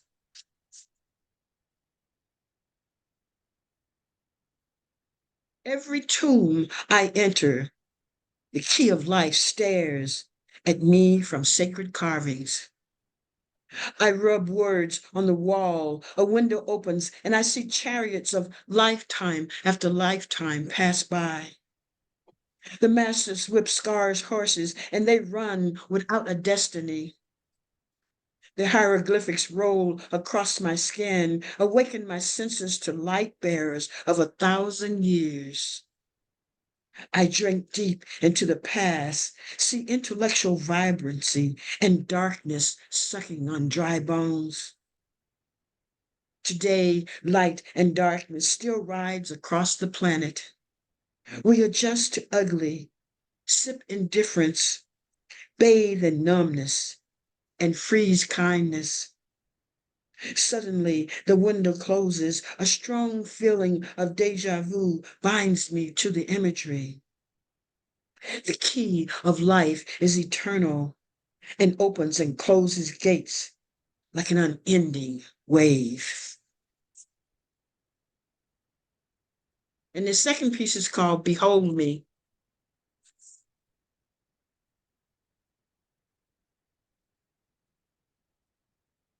A nightingale sits on the foot of Ramesses III. He stares beyond my physical body. No outward sound comes from his throat. Yet I feel the engaging, deep lyrics within. It is a welcome song to enter the tomb. I feel an empathetic body lean against my light body, with the scent of love rolling from eyes that see through me. What is the message for me as I enter this tomb greeted with hello? My spiritual wings open and light flows through me. The intensity of the message floats across the tomb's wall. Welcome, dearly beloved. How has your journey progressed the last 3,000 years? Let's talk. I want to behold your magnificent spirit shining through. Thank you. Thank you. Yo, y'all also need to check out Teresa on Heart of the Artist. It's a beautiful episode. I'm gonna post that link now. And people were still asking for more Marianne Tefft links. I think we posted them up in there. We got YouTube channels, IGs. Link up. Stay being cool. We love you all. We have an amazing artist coming up, and um, I think we really need to let this man know how incredibly incredulous at times, maybe even more than magic. What's beyond magic? I don't know. It could be a rhyme that flowed with tragic, but got wrapped in some saran wrap and then just turned out to be nothing but a sandwich handed at you at the right time when you was hungry for some rhymes. Cozzy Coz is a cosmic bra. I would pause every once in a while if I could, but his breath stamina is no joke. I swear he could spit the whole alphabet 100 times over and never choke, never swallow one bit of smoke. This man, he's fantastic. Kazi, if you could bless us with some words, I'd greatly appreciate it, brother. I always got a freestyle in the intro. I Thank don't you, know, something man. about it. I appreciate that. I appreciate that. Thank you for that intro. That's awesome, man. I don't know how you do that. I can never freestyle. That's awesome, man. Word. Hello everyone. How's everybody doing? All right. Beautiful, Marianne. That feature, man. What can I say? I mean, Jesus. Woo. All right. I have actually 2 quick tributes here. Okay, real quick. Hey, is Catalyst there, Thomas? No, but Is if you Catalyst give me a present? minute, I can go grab her. I was gonna go Please, out back please, please, anyways please, please. for a smoke break, so and I hear her rustling Okay, around out I gotta there, so I need yeah. y'all there. And also CC, I got your private message. Yes, we will sure up a date. I have May 24th or June 7th are the next 2 dates available. Send me a message, CC. We'll get you on there as a feature. One moment here Mm-hmm. as I walk over feet, to Cat. man. Babe, is that you back here? Oh, you're in there. Okay. Huh. Here. Oh, yeah. Check. Can you hear me? We hear you. We hear you. Okay. Oh,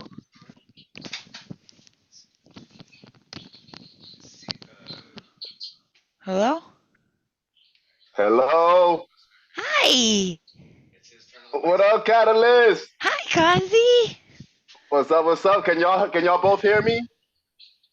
Just me. No, I need both of y'all. I need both of y'all to hear me. Okay. I need both of y'all. Okay, hold on. You're supposed to be in it too. Okay. Okay, now we can hear. Okay. Yeah, Okay. This is my tribute to Thomas and Catalyst.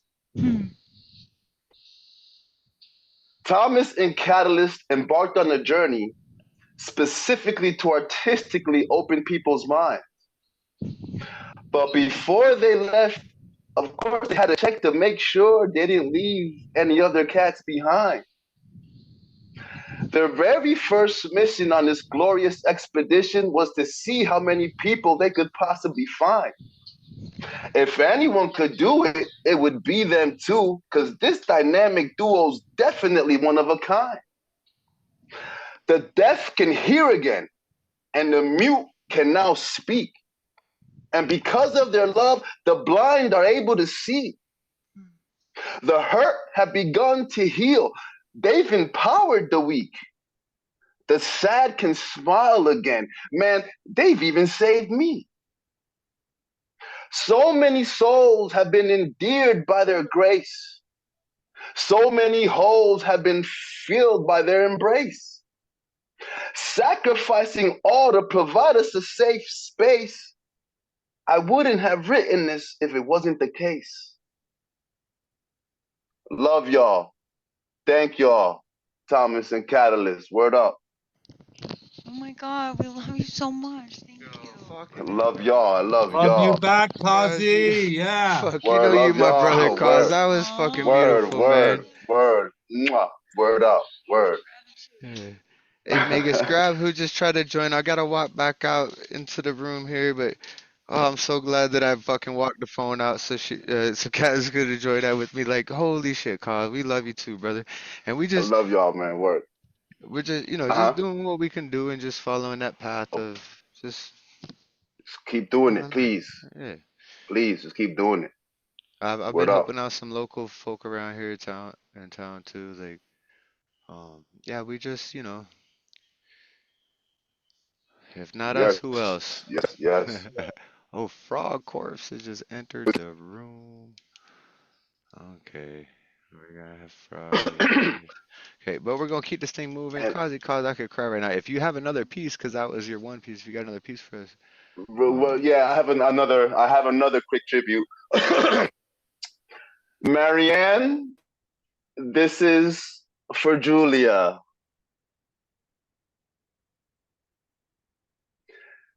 In the blink of an eye, an entire life could be lived.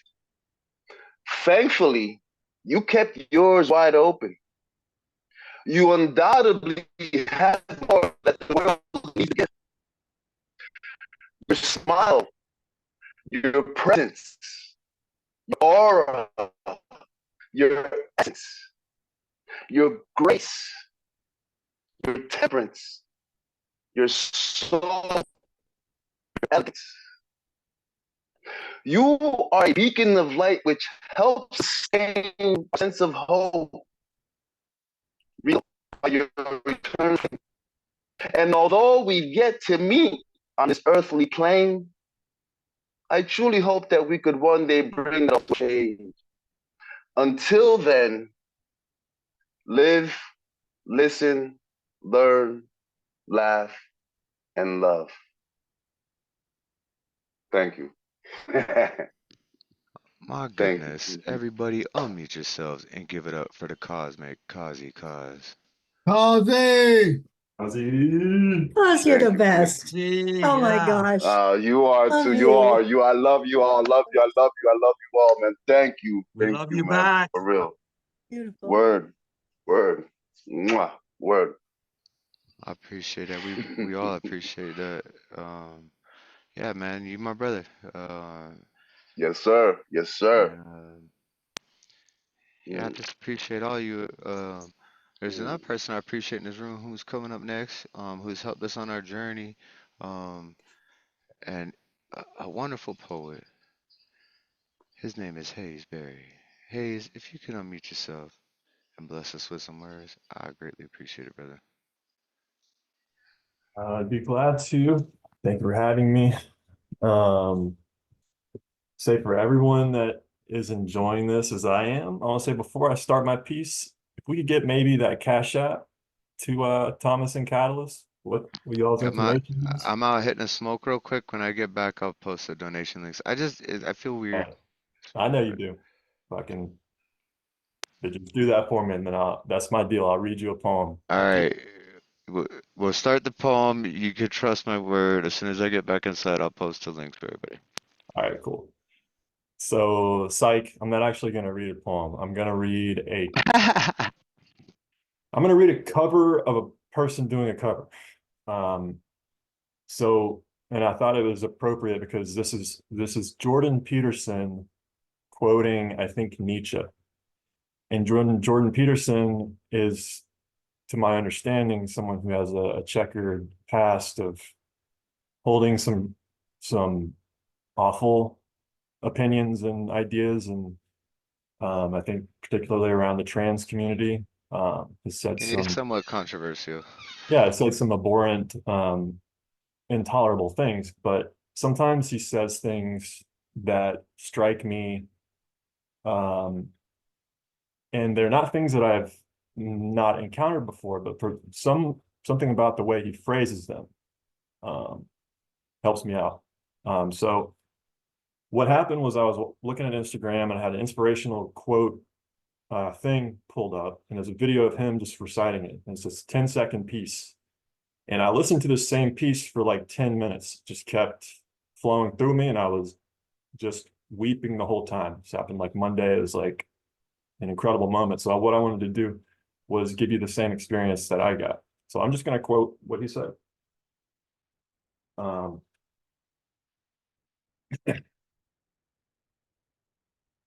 He who has, and by the way, I'm going to do this a couple of times. It's going to be kind of a mantra thing.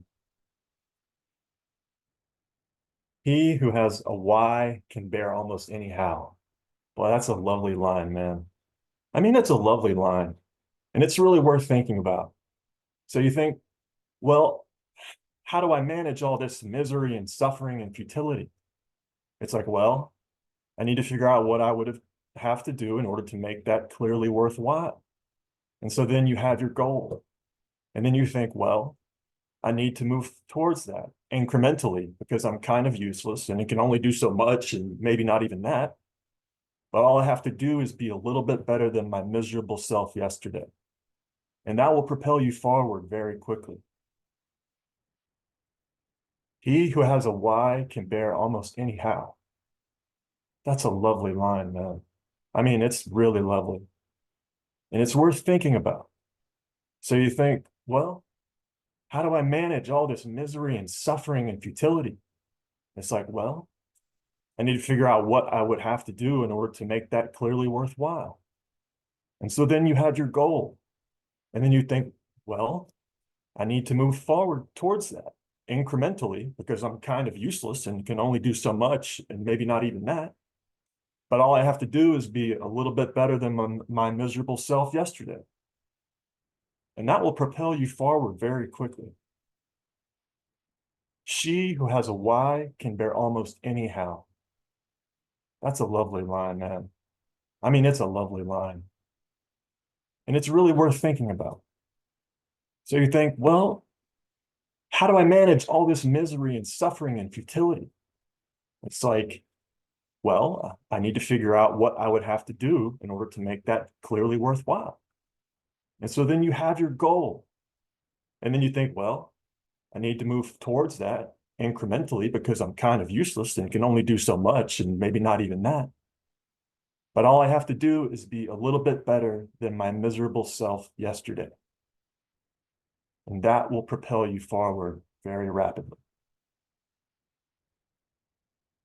They who have a why can bear almost any how. That's a lovely line, man. I mean, it's a lovely line, and it's really worth thinking about. So you think, well, how do I manage all this misery and suffering and futility? And it's like, well, I need to figure out what I would have to do in order to make that clearly worthwhile. So then you have your goal. And then you think, well, I need to move towards that incrementally because I'm kind of useless and can only do so much and maybe not even that. But all I have to do is be a little bit better than my miserable self yesterday. And that will propel you forward very rapidly. He who has a why can bear almost any how. That's a lovely line, man. I mean, that's a really lovely line. And it's worth thinking about. So you think, well, how do I manage all this misery and suffering and futility? And it's like, well, I need to figure out what I would have to do in order to make that clearly worthwhile. And so then you have your goal. And then you think, well, I need to move towards that incrementally because I'm kind of useless and can only do so much and maybe not even that. But all I have to be is a little better than my miserable self yesterday. And that will propel you forward very rapidly. He who has a why can bear almost any how. That's a lovely line, man. I mean, that's really lovely. And it's worth thinking about. So you think, well, how do I manage all this misery and suffering and futility? And it's like, well, I need to figure out what I would have to do in order to make that clearly worthwhile. And so then you have your goal. And then you think, well, I need to move forward towards that incrementally because I'm kind of useless and can only do so much and maybe not even that. But all I have to be is a little bit better than my miserable self yesterday. And that will propel you forward very rapidly. Ooh. Dude, I could have listened to that on loop all night while I sleep. Holy shit, can you say the he who has a why why bear almost anyhow. can bear almost anyhow. He who has a why can bear almost anyhow. Damn, that's a powerful line. Fuck it, everybody unmute yourselves and give it up for Hazeberry. Hey, Wow, that was awesome. I'd That love was to talk awesome. to you about that. I heard so Thank you, much. Hayes. I came up with Mm, so many whys that I mm, wanted to like I wanted to like go through every line with you because the how and the why in the quote and the how and the why in the response Yeah. they juxtapose and it's like it's almost Yeah, like because freedom doesn't have a write that purpose. poem every day new. You know, Yeah. if you wrote that poem every day, but pay attention to the how and the why in the response is is dovetail the way it dovetails. That's what I was hearing, but it's like it would require kind of a love of words dialogue kind of a thing. Yeah, let's do it. I heard that. It's I could see the inspiration. Yeah. The whole thing about Jordan though and his controversy is that he's hardly ever wrong, and he's very, very good at that. Well, he's pretty blunt, and he's that's his whole thing. He's wise. He has incredible wisdom, and he parts it really well, and he could defend any argument. And he's been interviewed by some of the most brilliant minds on the internet, and he's got like quite a platform and a following. He even tried to take down Patreon. There's a story about him and Patreon, why he left Patreon, and how the FCC got involved, and the Exchange Commission. We'll get into that more on your turn, because you're coming up. You're on deck here, but coming up next, we got Debbie Segal. Debbie, if you could bless us with some words, I'd appreciate it. Oh, thank you. Thank you, Marianne. I'm so happy I was here to hear your feature. I've got some new shit, like I usually write kind of languagey stuff, but I'm writing more like confessional narrative, I don't know, whatever stuff. So these are kind of vulnerable, but that's okay. Distortions and clarity. I believe in nothing. I entertain all possibility. I think people might be more kind. I wasn't that prophesized miracle child. I always pay my own way. I engage in forms of thought distortion sometimes. I don't fight or flee. I freeze and fawn. I focus on catastrophe sometimes. I jump to conclusions, hurry and interpret the thing. I probably need to stretch the timeline. I didn't shoot up, didn't die on the street. Mom lied. I lived and am 63 and pay my own way. I like to repeat myself.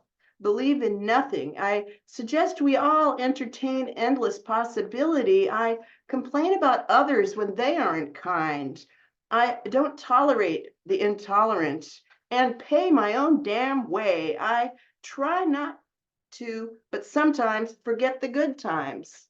I was up on the ceiling dissociating while they rolled. I repeat, I did not die on the streets, Mom. Look at me. I am unseen.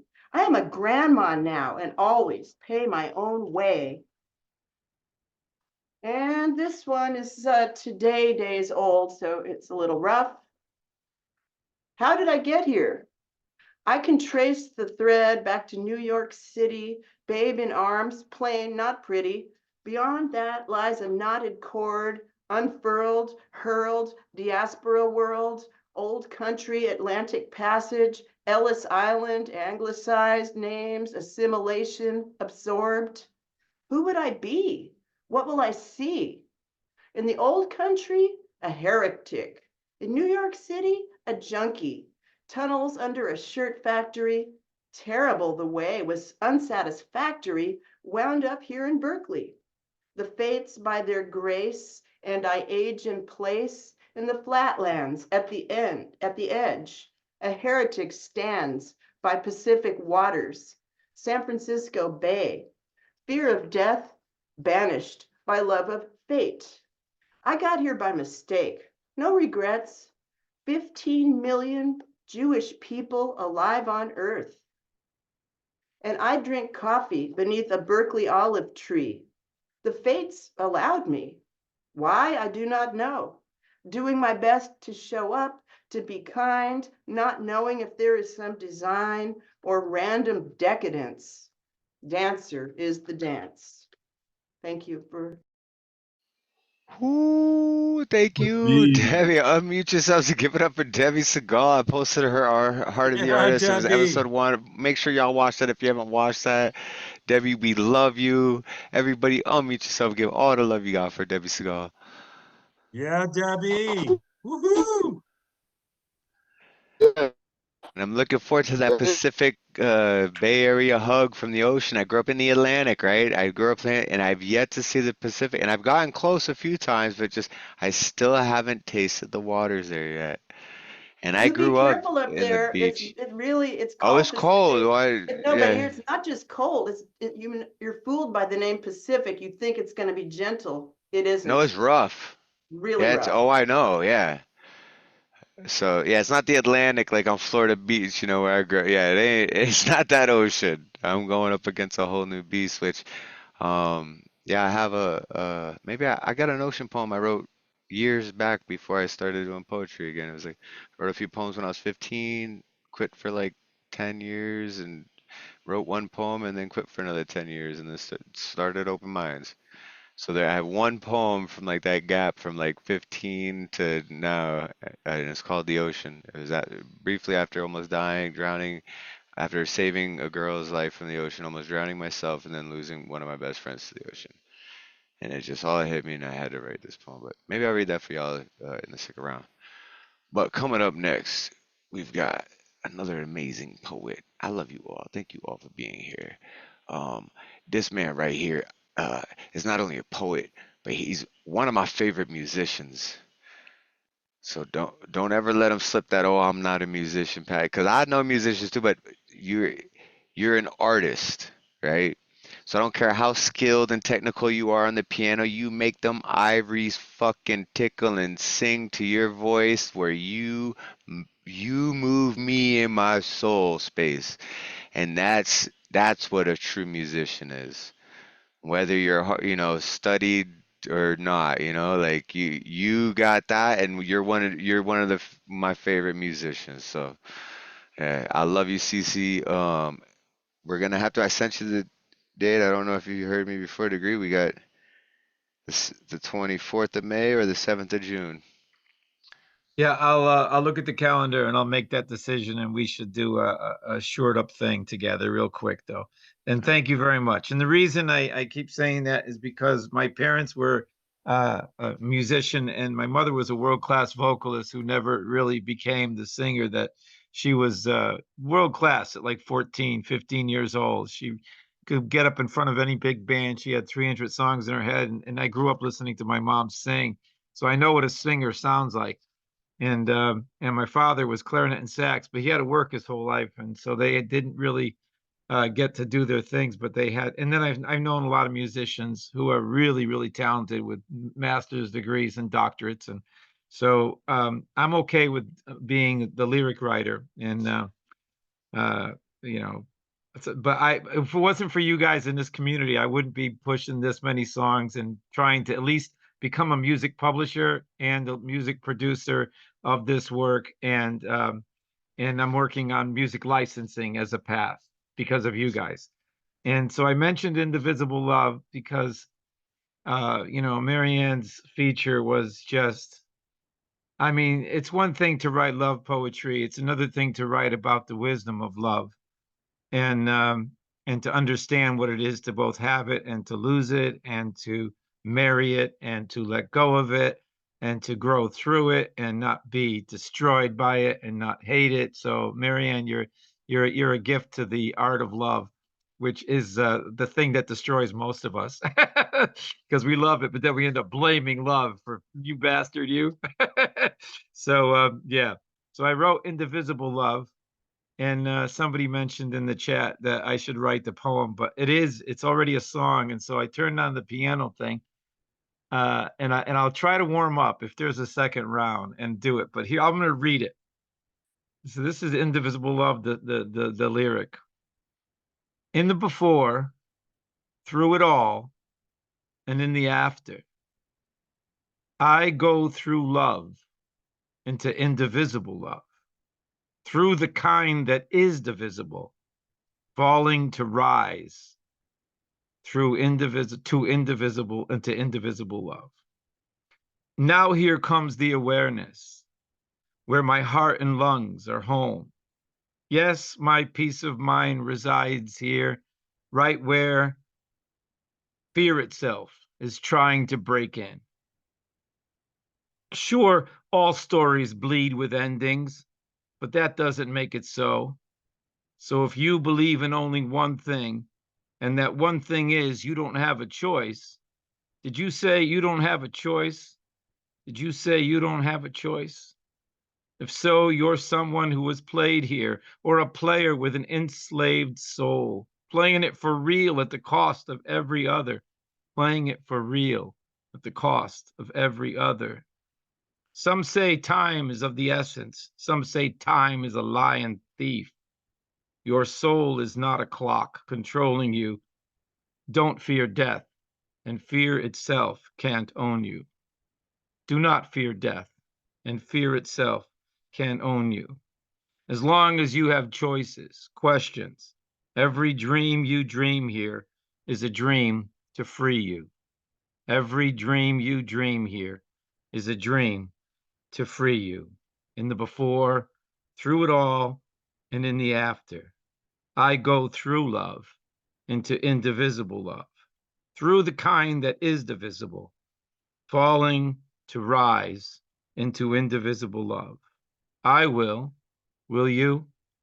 We will you navigate indivisible love? And I spent years writing a series of poems because I went to so many open mics, and so I heard so many poems from love from every angle there is that after a while you start to see the cycles of love both defeating us and then us defeating love, trying to get over that love defeated us. And so we end up in that cycle of both being defeated and defeating love, and then defeating love and then being over and over again. And that can happen. And one of the things that I learned in knowing all the open mic poets that I met and saw and heard and live for thousands of readings was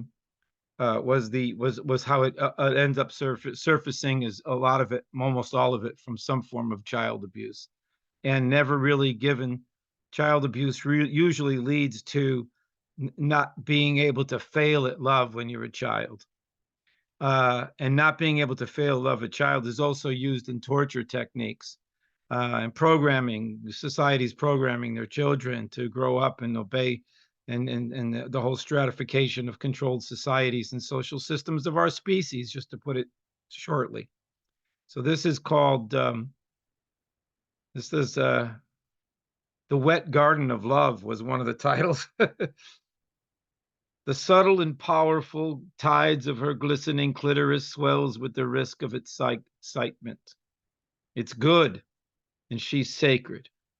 Love is unknown, yet somehow deep inside there is a soft, true familiar. Her body moves to join with the coming of her whole self. Living never fell to such an overwhelming rise.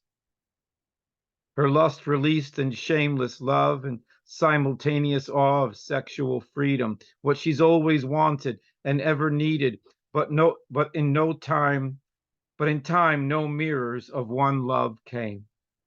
She felt her trust all but exhausted. The heat of her hope, her screaming God's joys, all moisture's pleasures, her orgasmic high now soaked through the heart of nirvana transcended. Oh, by this rise she felt the dropping, here, appearing all around her. Oh, why do damned tears come to push her love out? And empty so high it lowers her Eden. A heartland within a kingdom comes searching, a catch-22 of peace on earth. If this one true, will she run, ever frightened? Will the love she has lived for fall to fear she has found him?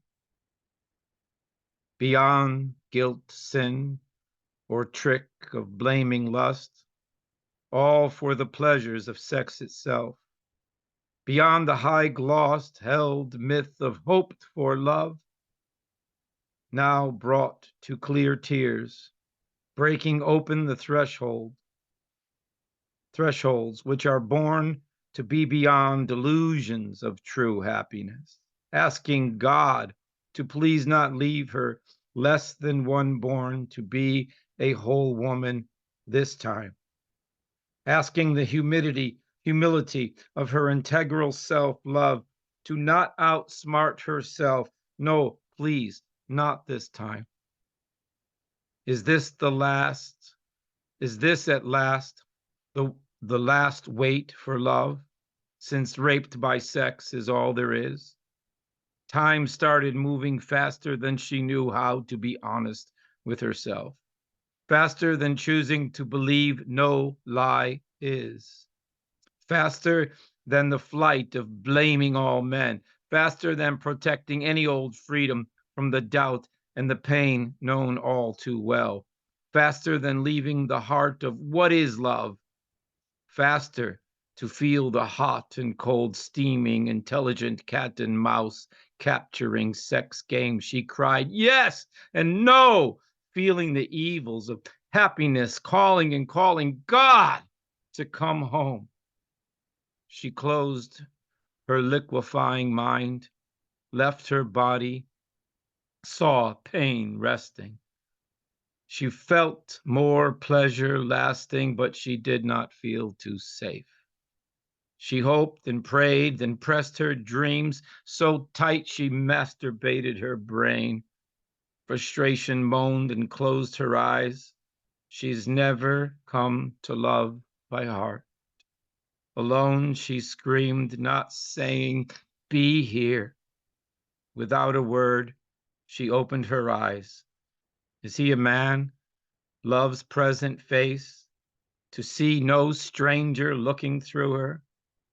Oh, the heart of all love making. Be alive, not leave here strangers. Be who understands what sex gives. Loving the body, soul, mind, and spirit, not just the pelvic sex parts. Sex parts. Sex parts. Oh, everybody unmute yourself and give it up for CC Arshagra. Oh, powerful, man. Wow, man. I love your raw expression of the uncomfortable truth, man. As always, man. For real. That Beautiful, ending beautiful, too. beautiful. Wow. Wow. Mm. You know, we all listen to a lot of poets and a lot of pain, and a lot of it's related to sex and abuse and want and need and desire and hope and again the cycles of it all. But sometimes it gets so ugly. But as artists ourselves, because we're receiving multitudes of pain from all these artists who have taken their lives to the threshold of expressing and raw, naked, and vulnerable, and throwing it out and sloppy and broken and humility and shit like that. And I then do it we're every absorbing week, it. man, So multiple times a week. but we're handed the responsibility of taking that and healing it, not just Yeah. empathizing, but healing it with If we our all work. take a little piece, it Yes. doesn't hurt so Yes. bad. Yes. So And if I could there's a take a little reason piece you're from you and you could hear a little piece from me, like and it's not so hard. Marianne does that a lot with her work. She teaches us with her beauty. That's set too. Like I can't fucking get over. I'm so excited to post this video just to Replay it. hear that set. Yeah, like that set that that was just amazing, man. Like, that was shit Well, if she amazing. liked It it, was, I'm okay with definitely. it. But yeah, we're gonna keep things rolling. Coming up next, we've got Generalissimo, Bryan Franco. If you could unmute yourself and bless us with some words, I appreciate it, brother. Just don't mention food. I'm hungry. Oh, no, Oh, he's gonna get it's dinner time. He's ringing the dinner bell. Just say thank you to Marianne. And first of all, when you read Zumkanto's poem, it was just so beautiful. And you know, when we read other people's work and express the universality of other people's words that seem so personal to them, but it becomes yours when you read it, it's wonderful. And then what you do with your poetry, I like to call ethereal romanticism. It's just it's a style all its own. It's just so beautiful, you know. So I'll do short pieces. The first one is what the fear of fear called. I fear everything and I fear nothing. Well, maybe that's not the right way to put it. I think I fear everythingness and nothingness. And while I have never achieved everythingness, I have felt nothingness. Fear is part of the package we buy when we are born into this world as a conglomeration of blood, skin, and bones with a bonus brain of human beingness. Fear happens to babies when they exit wombs into air to be slapped on the butt after birth. Should we fear those who seemingly don't experience fear? I know I am incapable of fearlessness. Personally, I've experienced a hell of a lot of anxiety in my 57 years, but anxiety isn't exactly fear. Remnants of past fears attach themselves to behaviors as irrational memories that refuse to unfuse themselves from my psyche. The psychological landscape has attached terminology to specific fears in the form of diagnoses: fear of heights, fear of spiders, fear of needles, fear of clowns, fear of this, fear of that, fear of the other, just like the dream interpretation books bookstores sell. The teeth falling out one always was the worst for me. There needs to be a book about all these fucking fears. Do they keep statistics on how many new fears are named every year? The deeper they send unmanned submarines down into the oceans, the more new species are discovered. Is there a fear of not enough likes on social media? Is there a fear of wearing sunglasses incongruous to the shape of one's face? What should we call the fear of being fearful? Fear in its own right is both irrational and rational. The fear of fire is not the same as the fear of being too close to a fire. Why do people walk barefoot over holes, expecting to escape without burnt souls? People who train their minds to not fear cannot train their bloods to not their blood to not flow. And I'll do one more piece, which is called all the taste. Can you read that last line again for me, please? Well, what if I don't want to? No, I'm joking. Then I'll Hey, never let you. $5. You gotta donate $5 to Then I'll be Generalissimo's forced to Cash App come to you and cook you a meal. I'm gonna go back 4 lines. Why do people walk barefoot over hot coals, experiencing to escape without burnt souls? People who train their minds to not fear cannot train their blood to not flow. Fucking A, bro. That was a good line. Yeah. Everybody unmute yourselves.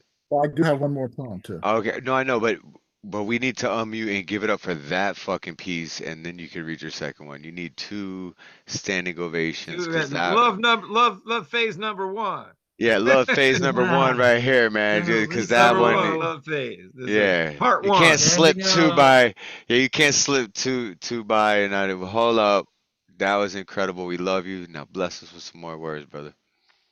To all the taste buds I loved before, I have been accused of being an acquired taste on multiple occasions.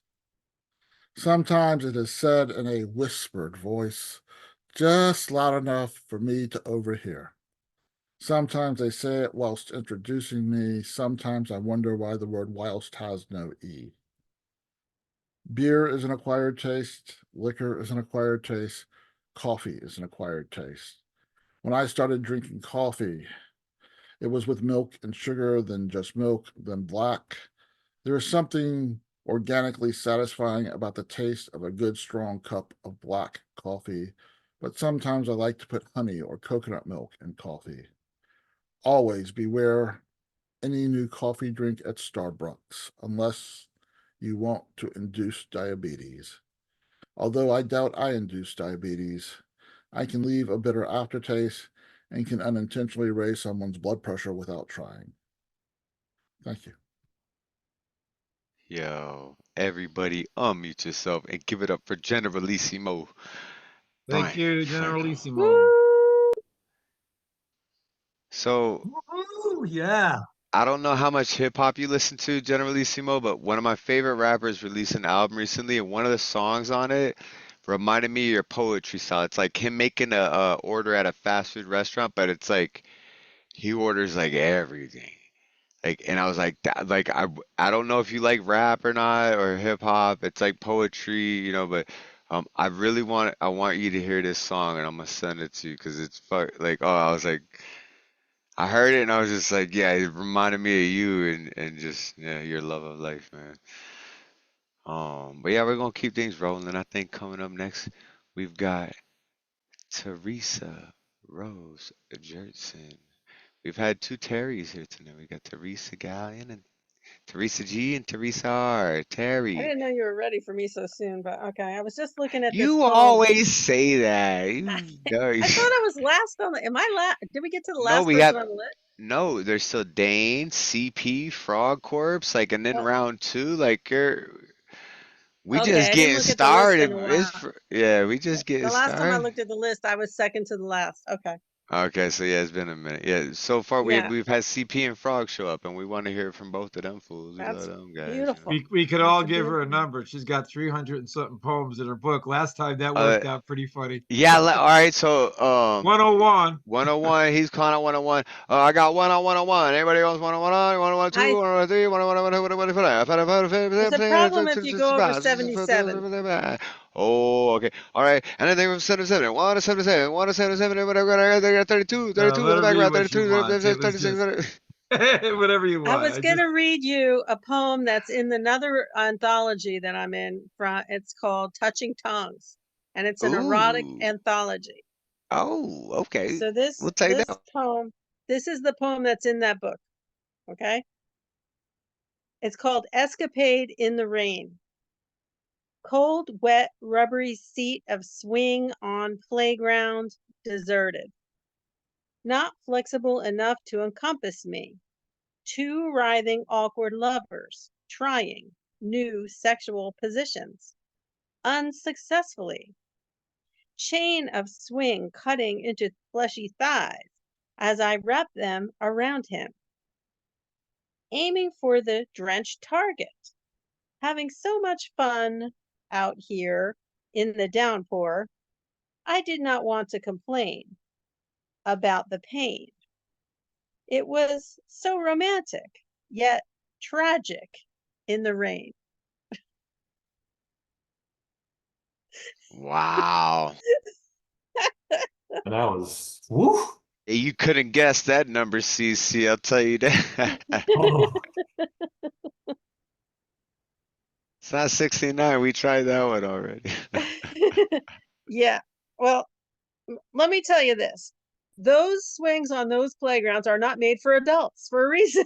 If you try to fit your fat ass in there, you're going to be in some pain. That's all I have to tell you. So if you like pleasure and pain combined, then that's for you. Just another day walk to the park, right? If you could bless us with, Just make sure there's no other children on the playground. yeah. And then when you're attempting this. All right, Terry. If you have some other beautiful words to share for us and wisdom to share with us, we'd appreciate it. Any? Yes, how to fuck on playground. Yo, the slide's a good one with the tunnel slides, especially if your times, if you wait at the bottom of the slide and the other person slides down the slide, you're gonna really feel it. Okay. I don't know what else I really had ready because I really didn't have anything ready. I was looking through some old poems. That was from like 2020. Well, the one I have lined up for the beginning is what I told you guys, between 15 and 38. I wrote a poem and like when I was like 26, 27. So I'm gonna read one of my like only poems I wrote from the 14. So if you can go as far back as you can and read that, I would feel more comfortable reading one of my old pieces. I'm going Just way saying. back. This is the way back book. Yeah, it's the way back. All right, cool. This is about old lovers. Appreciate you. I'm trying to find the beginning because it's all running all together.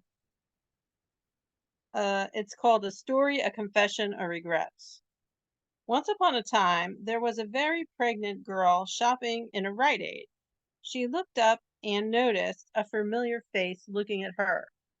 She squinted her eyes to connect the face in her vision to her many memories.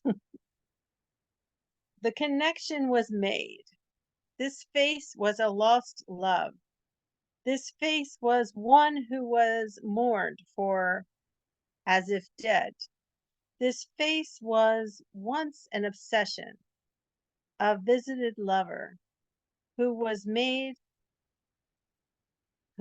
love to repeatedly every Sunday in a closed restaurant on top of a kitchen table, on the floor of a dirty apartment, in my bed, in my apartment, in my car, until one day when we didn't.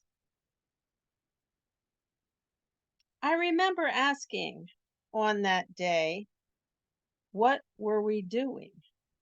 And saying, I don't want to do this anymore. On this particular day, however, he asked. The question, he said, was, do I want to get together sometime? And I said to him, what do you think I'm doing? Smuggling a watermelon in here? Pointing to my ever pregnant baby belly. He looked embarrassed. I must say I was revolted at his boldness. The end of this story came years later when I found out that he passed away from terminal cancer. And I realized the importance of words and the last words that someone will ever hear from you. Definitely. So, yeah. Terry, thank you so much. We love you. Everybody, unmute yourselves and give it up for Terri You Rose. know, the respect of listening is almost harder than the power of giving sometimes. So we respect you. We love you. Thank you. Thank you. And that's what this community does. It allows us to, because sometimes the hardest thing in life to do, I think, is to see and be and become what you are, past the world telling you otherwise. So thank you, Catalyst and Thomas, for contributing to that with what you do here. I'm just doing what, feels right. But now we have to hear an old one from Thomas. Yeah, or no, we got Dane next and the CP and then Frog still. We got Sorry, I thought you said you were going to or read an old one. oh, Well, okay. when you Is get, that when why you it's your kept it turn. short? Okay, hold on. If you kept it short for that purpose, I'll slide this one in real quick. So this one was the in between, right? Like I hadn't written anything since I was like 13, 14 or so, and then until just when I started OpenMinds a year and a half ago. And this was like in between that. I was like 26. I almost drowned. I pulled a girl out of the ocean, and then my best friend drowned. So it felt kind of weird. It was like I survived it, and then I saved a life, but then it took one from me, and I was like, was I able to survive it because I saved it, or because it took, or does it take both? It fucked me up in the head, and I just felt very poetic about the ocean itself, right? I'm so excited to taste the Pacific, but the Atlantic and the Everglades and the swamp water, all that shit runs through my blood. I got salt water running through my blood all day. But so I wrote this years ago. The salt hits my flesh. The ocean grabs my soul. The water envelops my body, and I am happy. I've lost friends to this damn pool. I've pulled people from its jaws. White crackling teeth, fierce, yet so beautiful. Untold stories lay deep within its bowels. I love this place and its wicked ways. The sunshine creatures and those of shade. Sand on my skin, stuck like the memories. So many days and nights, good and bad. These waves have washed away so many tears, brought joy, laughter, smiles, and pain. damn this place. I love it with all my heart. There's a 26-year-old me trying to get back into poetry. Big poetry gap and losing my friends. And so Oh, I that's still, great. and it's different from what I write now. It almost doesn't have any rhyme schemes in it too. So CP I think would be impressed with that one because it wasn't how I write now. It was like in this weird phase of transitional. But let's all give it up one It's more like time. what Principe teaches us. He shows up every week and he learns from the last poem and writes the next one and learns from that, and that never ends. Yo, So I'm that so was excited. Did you so the hear, fact that you CC? yeah. So thank you for April doing that. 26th. Well, April 26th, we have Principe is gonna feature. 7 weeks from now, and I got you. We're gonna figure out one of these other dates. We're gonna get you on there, but Principe is gonna be featuring for us. You're muted, CC. The May one sounds fine, but we'll talk about it. Yeah. You can go. And also while we were thinking, Principe wants a mentor, a tutor to kind of take his lyrical game, his poetry game to the next level. And the first person that popped in my head was you, CC. So would you be willing to reach out to Principe and set up some sort of mentorship, some tutorship there? Can you like help? If he feels like he wants to include me or ask me, the answer is yes, sure. Principe, what do and you think, initiate bro? it, Principe. Let him do it on the side if he wants to. It's okay. It's a big ask, but yeah, it's no problem. Feel free to ask. Anyone can ask. If I can, I will. Excellent, excellent. Community, sharing, learning, growing together. So dope. Speaking of growing in community and sharing together, Dane, I fucking love you. I miss you. I ain't seen your mug in a minute. You got your own open mic, you do. Can you plug that? Tell me what the fuck's been up with you. I ain't seen you in a bit. And then bless us with some poetry, man. I'd really appreciate that. Okay, great. Can we get the share screen thing going on? And I've been publishing some books. I published D. Allen's book, Crimson Stain, and I'm working on Yay! Yeah, what? D. Allen. That's why I had to throw out that yay. All right, there you go. Yeah. All right, and yeah, I'm doing something a Saturday Literary Salon, which is going to be kicking off April 6th, which is about folks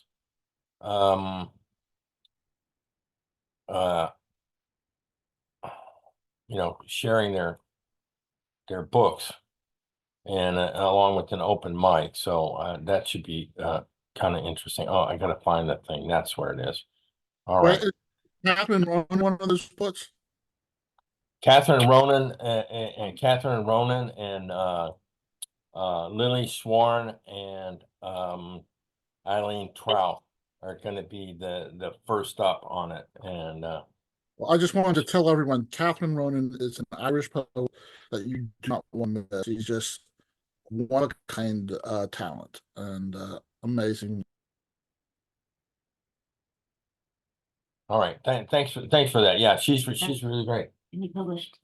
Yeah, and what I'd like to do is I'd tell you a little bit.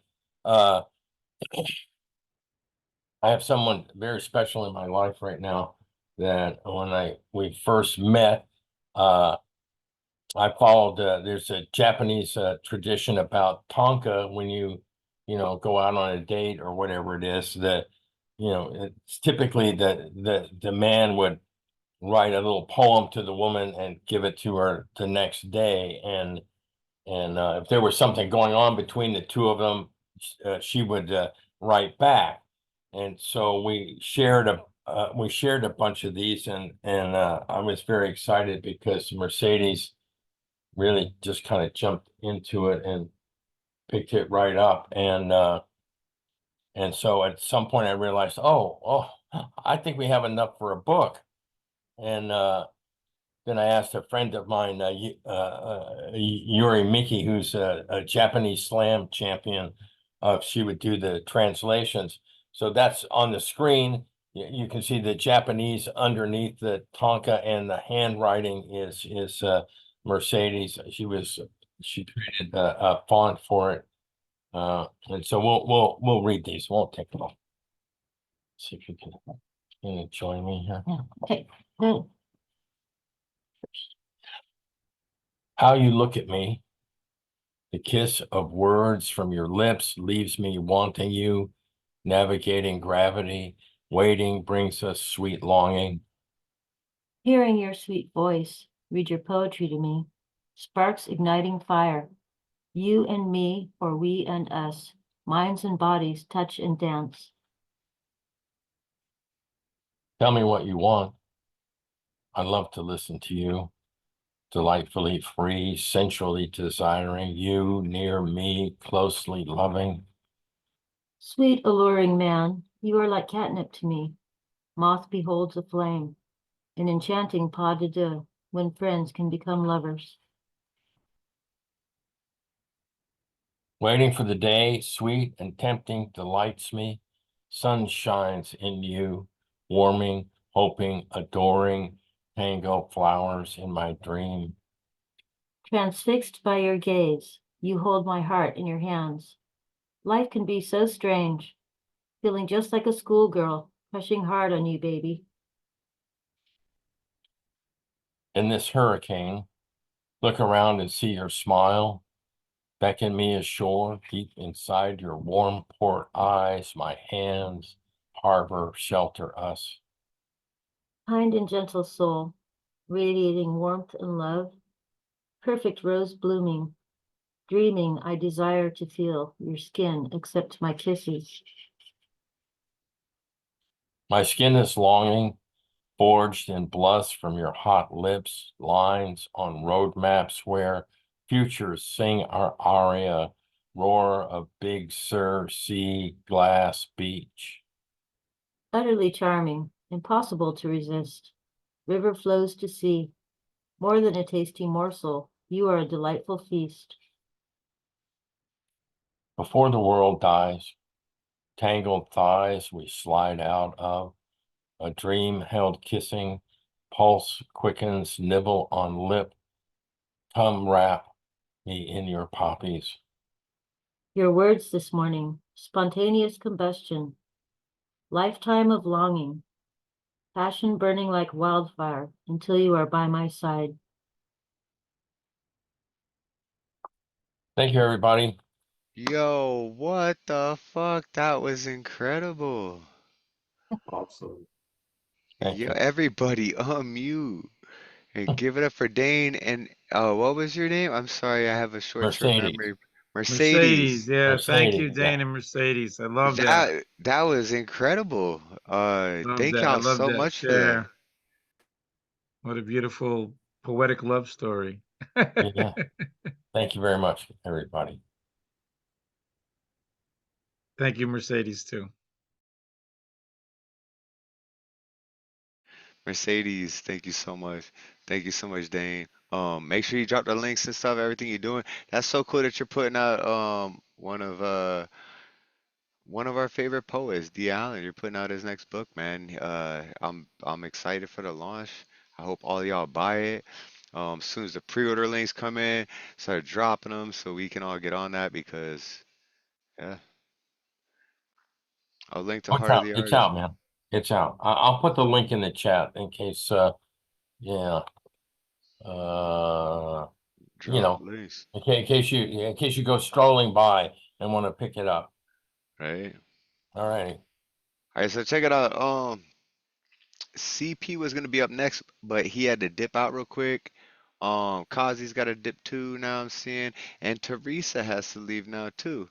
So we're gonna jump to Frogg Corpse, and then round two after that. CP said he might make it after that.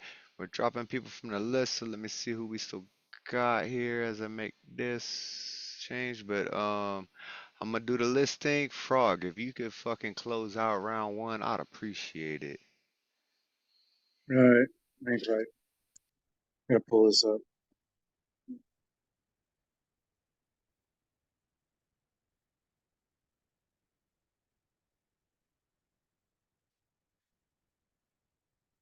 I once thought that dying would be easier than missing you. After each beating blink, it was the living that crushed where distance grew, an obsession that rains perfume, a solemn scent with a hazel glance passing in these dreaming plumes, melancholic seeds in bloom. Then I thought in your sorrow, yeah, me too. Was it better for me or you? Letting go of those known yesterdays for unknown morrows that never moved. As for today, what do you do? Repeat the mundane as if it's made anew. So, who's haunting who? You are the ghost. I am the room.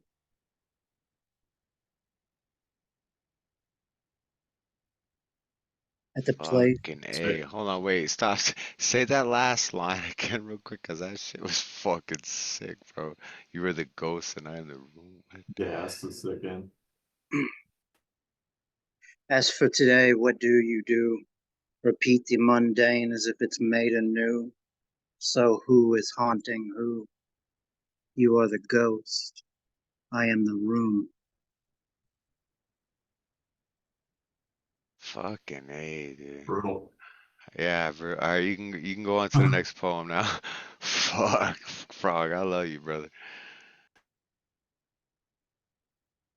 I grab it. All right. Fuck it.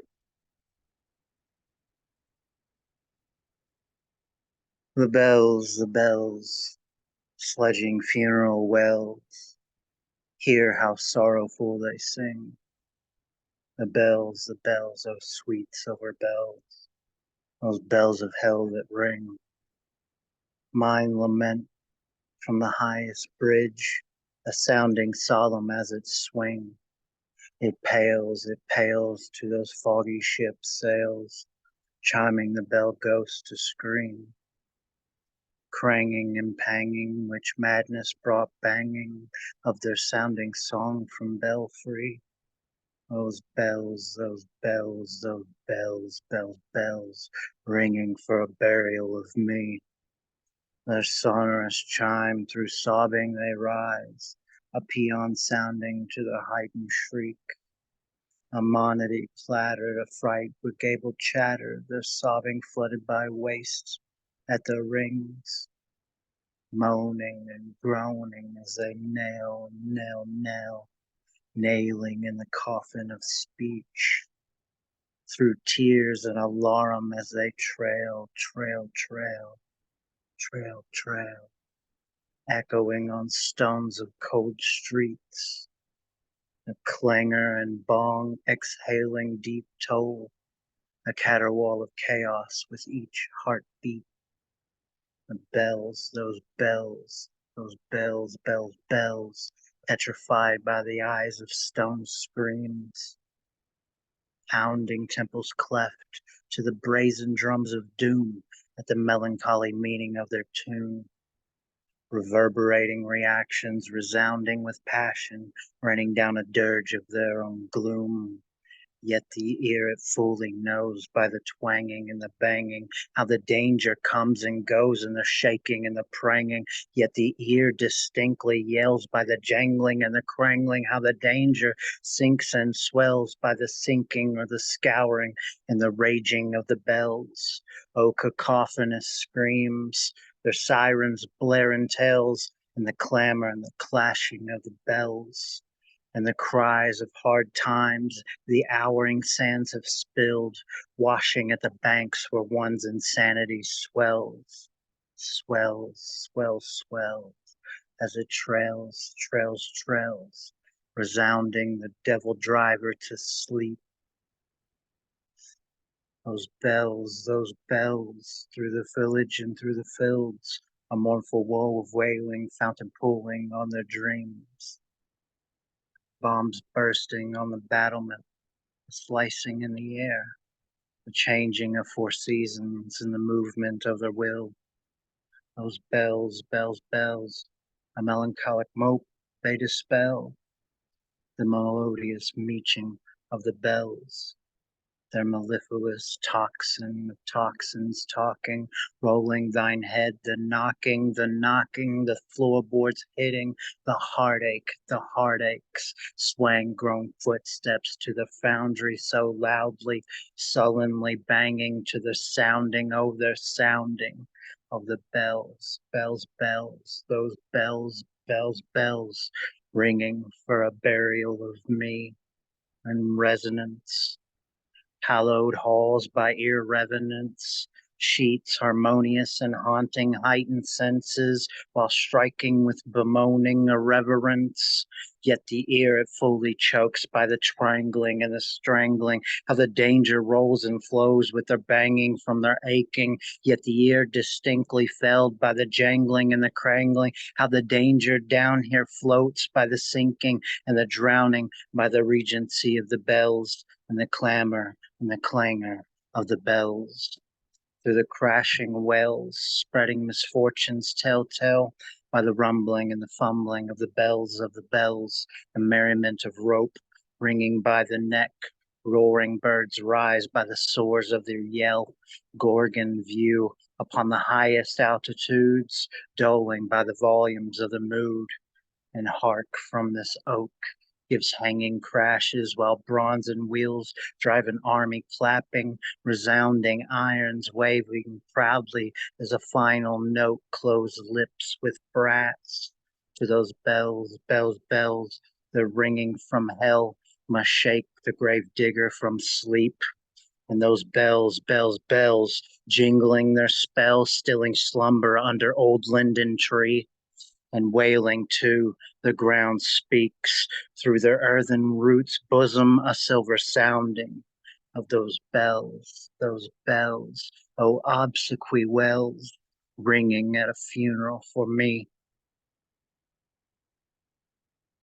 Fuck, poetry to die by. Pick up that book, Frogg Corpse. Unmute yourselves and give it up for Frogg Corpse. What? That was a line. Poetry to die by. That Damn. was Damn, Frogg. Yo, I think you nailed something there. Get it. That's I don't think book. that bells piece ringing is for the bells ringing for the burial of me. Yeah, Oh at the my end, yeah, that's how God. he ended it. Those bells are like, cause you're hearing about the bells, right? And then to end it on that note, like, fuck, man, spreading I got misfortune by big ME. telltales. The big ME he's talking about. Yeah, That's what I hear. The big ME. I got chills. there it is, right there. Look, chills. Debbie's got the book. I don't think that this piece is in it, if I'm not No, mistaken. but show Frogg's book because people need to be buying that because Frogg's a goddamn People genius, need to be man. buying it. Buy the hardcover. And it's got a bunch of art too in it. The art Yeah, that's in it is like worth having like a hardcover book of this yeah. magnitude. Yes. That, and if you request it, if you homies with Frogg, just shoot him a fucking call on Instagram and send him some money, and he'd send you a signed copy. I'm sure he's a good dude. So, Frogg, yeah. you got the soft and the hard too? Oh, he got soft, hard, in between, Chubbs. He's got it all. No, I mean the one that costs less money. My budget's tight. Hey, we gonna end the show right now.